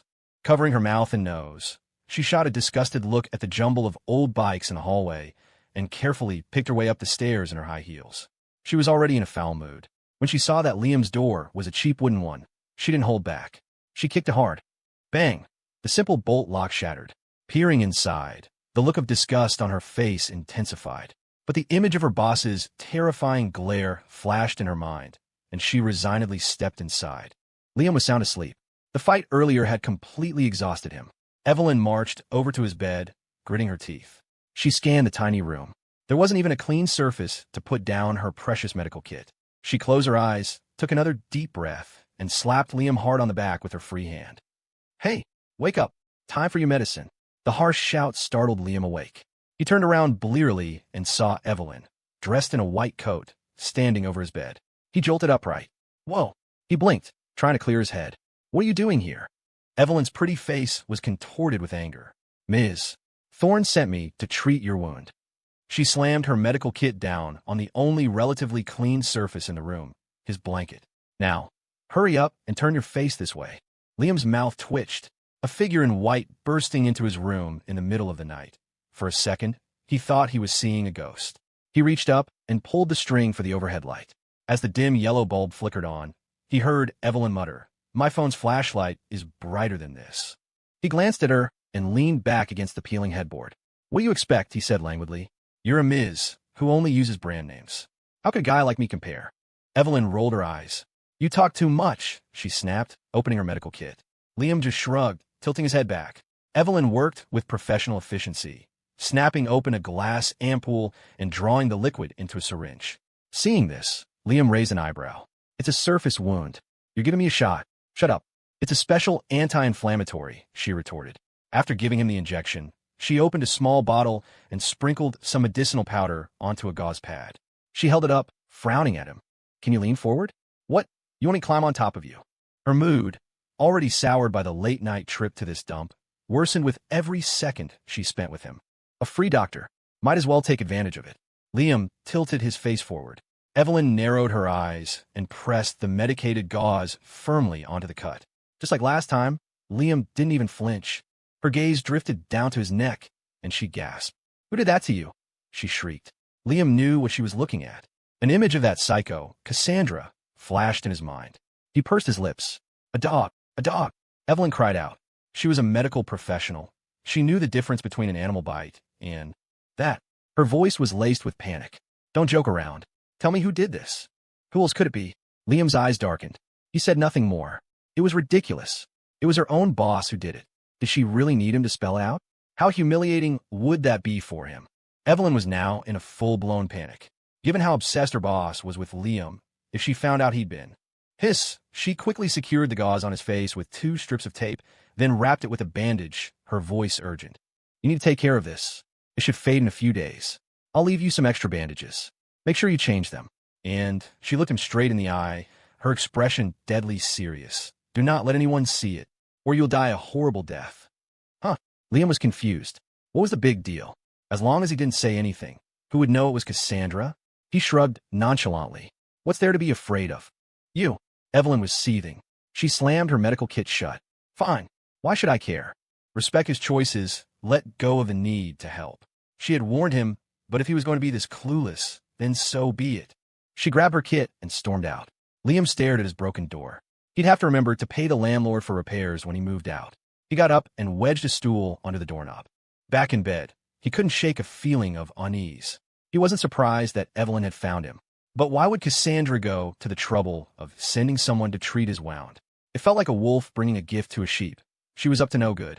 He recalled the torment he'd endured at the manor and gritted his teeth in hatred. He had to get out of here. Fast. With that thought, he drifted back to sleep. The next morning, Liam took Chloe's hair sample to a city hospital. After submitting the samples at the forensics lab and paying an extra fee for an expedited result, he left. With modern technology, the DNA results would be ready in 5 days, sent directly to his phone, with a hard copy mailed to an address of his choice. It saved him a lot of trouble. Afterward, he went back to Annie's corner and told Brenda he was leaving. She was sad to see him go, but had known from the start that a young man like him wouldn't stay forever. Still, his presence had changed her life for the better. Before he left, she transferred $3,000 to his account and made him promise to visit. Liam, enthused to such genuine kindness, felt a warmth spread through his chest. Leo, who was stocking shelves, also heard the news. But he had settled in nicely at the store, becoming a regular fixture and getting along well with Brenda and Annie. His life was more peaceful and fulfilling than it had ever been as a security guard, so he decided to stay. Brenda needed the help, and Liam didn't push it. He simply transferred ownership of the student training group chats to Leo, sent a text to Carl Sawyer, and boarded a bus to Boston. "Mom, Dad, you were fired?" At the Fong residence, Jessica was in the middle of her makeup routine when her parents, Karen and Frank, walked in, looking utterly dejected. Karen's face was pale. She stood in the entryway, silent and lost. "I don't know what happened," Frank finally mumbled. "The company just suddenly announced layoffs." Jessica shot to her feet. "What about the contract? There has to be a severance package for a sudden termination. It's no use. They said our performance was poor. Even if we sue, the mortgage payment is due next month." Karen explained, her face ashen. "So what about my allowance this month?" Jessica cried. "Mom, Dad, if you don't have jobs, what am I supposed to do?" They never imagined that their daughter, whom they had supported for years, would first think of her own allowance upon hearing they'd lost their jobs. Frank's anger flared. "Jessica, you're 24 years old. You have your whole life ahead of you. Are you going to sit around and expect us to support you forever?" Stop. Karen stepped between them, pulling Frank back. She turned to Jessica, her face pale. "Honey, our family's going through a rough patch. For your spending money this month, you'll have to ask Liam for some. We'll pay him back when things get better." "Liam," Jessica shrieked. "Yes," Karen said urgently. "Aren't you and Liam still close?" She grabbed her daughter's arm, her voice dropping to a conspiratorial whisper. "You can tell him about our situation. Then I'll play the bad cop and demand a bigger down payment for the house from him." Jessica's eyes went wide. The image of Liam and the masked woman acting intimately in the convenience store flooded her mind. She felt a wave of humiliation and grief. "Mom, you don't understand anything," she sobbed. "Liam and I broke up. He moved on immediately. He already has a new girlfriend." "What did you say? He moved on?" Karen's eyes widened in disbelief. "Yes, that cheating bastard and his new slut. They made me look like the other woman. How could you even suggest I go crawling back to him?" Jessica was furious. They had humiliated her in public like that. How could she not feel wronged? Before Karen could respond, her precious daughter ran, crying to her bedroom. Karen's anger boiled over. "That Liam, he always seemed like such a nice boy. I can't believe he'd do something like this." She spun around to see Frank squatting by the door, smoking. She marched over, snatched the cigarette from his hand, and threw it on the ground. "What is wrong with you? Our daughter has been humiliated like this, and you're just sitting there smoking." Frank watched his last good smoke get stomped out and scrambled to pick up the butt. He blew on it sadly. "What's my smoking got to do with anything?" Karen, already on edge from being fired, flew into a rage. She smacked him on the back. "Look at you. What kind of father are you? Someone has made our daughter the other woman, and you're just sitting here making sarcastic remarks." All right. Frank took a deep drag, his expression turning serious. "Is this really the time to worry about whether she's the other woman or not? We didn't get paid this month. I have $3,000 to my name. Tell me, how are we going to make the mortgage payment?" His words were a bucket of cold water, extinguishing Karen's fiery anger. "We'll get it from Liam," she said, her jaw tight. "He was with our daughter for years. Now that he's cheated, the least he can do is give us some compensation." "I like it," Frank nodded, reluctantly holding onto his cigarette, "but that kid may have been fired by the Hamiltons, but a starved camel is still bigger than a horse. He's definitely got money. So where do we find him? First, we'll ask Justin. If that doesn't work, I'll find him myself," Frank said, pulling out his phone. A few seconds into the call, Karen heard Frank gasp. "What? You said Liam was driving a Rolls-Royce?" Karen rushed over and yelled into the phone. "Son, are you serious? He can afford a Rolls-Royce." "I swear it's true. I couldn't find him at the convenience store, though. I don't know where he went." Justin's voice came through the speaker. Karen snatched the phone. "Son, ask your friend for help. Find your brother-in-law, quickly. Tell him we want to treat him to dinner." She hung up, her face flushed with excitement. She turned to her husband. "Quick, honey, you start looking too. I'll call my old colleagues." Frank was just as thrilled. A Rolls-Royce. He wouldn't have to worry about buying cigarettes anymore. "I'm on it." He nodded, grabbed his phone, and went into the dining room. He lit his last cigarette and tossed the empty pack in the trash without a second thought. Karen was ecstatic. She knew she had picked a winner. Her son-in-law was a true diamond in the rough. So what if there was another woman? If Liam said the word, she'd drag her daughter over to serve as the woman's maid during her pregnancy, if she had to. Hello, my name is Quinn.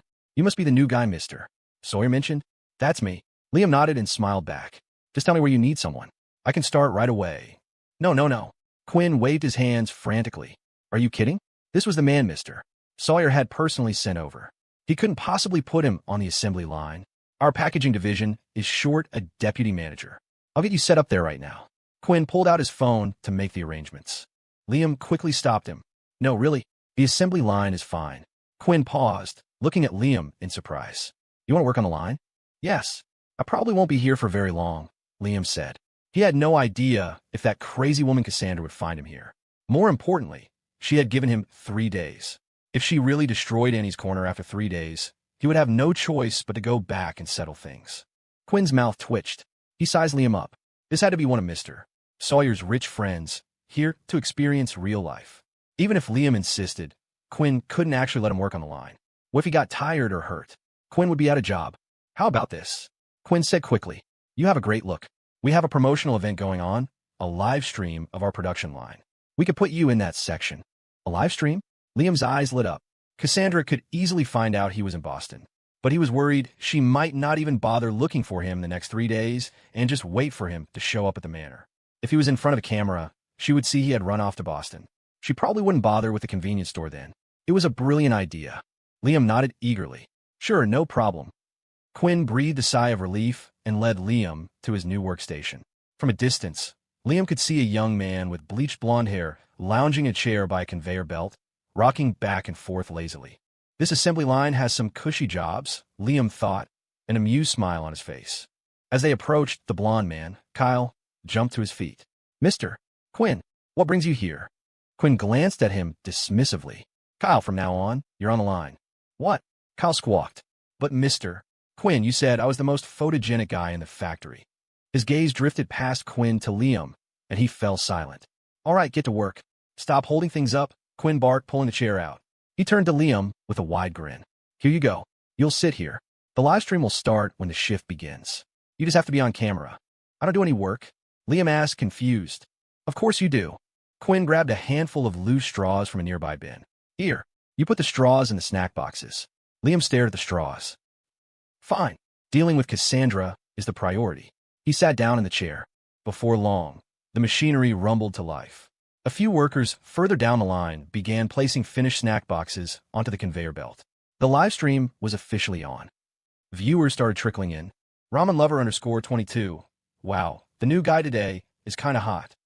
Cat Lady _4 life. Sent a heart get rich or die trine. OMG, they got a new factory boy. Keyboard Warrior. See? Even guys this good looking end up in a factory. Take the hint. Losers. Pro _procrastinator. Don't bother looking, ladies. See the hickey? He's taken. Bougie Auntie. Oh, honey, you don't get it. That's what makes it exciting. / lipstick _kiss Bougie Annie sent a Porsche. The Sawyer Snacks live stream, which usually had a modest audience, suddenly exploded. The female viewers, captivated by Liam's sharp features and intense gaze, began sharing the link like crazy. The viewer count shot from a few hundred to several thousand and was still climbing. Liam was completely oblivious. He was focused on counting straws, making sure no box was missing one. He didn't even glance at the phone, streaming his face to the world just a few feet away. Evelyn, finally enjoying a rare moment of peace, was mindlessly scrolling through TikTok videos. Her thumb slipped, and she accidentally swiped into a live stream filled with the droning sound of machinery at a factory. Her lip curled in disgust. How did her expensive phone's algorithm even show her this garbage? She was about to swipe away when she noticed a familiar face in the stream. She tapped the screen, zoomed in, and felt her blood run cold. Liam. She saw the faint purple mark on his neck, the hickey, and shot up from her chair. Did he have any idea what would happen if Cassandra saw this? The man had a death wish. Evelyn could already picture Liam's gruesome fate. Just then, her phone rang. The caller ID read, Ms. Thorne. A shiver went down her spine. It's over. She's seen it. Liam, oh Liam, you've really done it this time. Good luck. She answered the phone with a sense of dread. Ma'am, why is he in Boston? Cassandra's voice was laced with a fury, so intense Evelyn felt it could travel through the phone and crush her skull. She couldn't help but shudder. He had brought this on himself.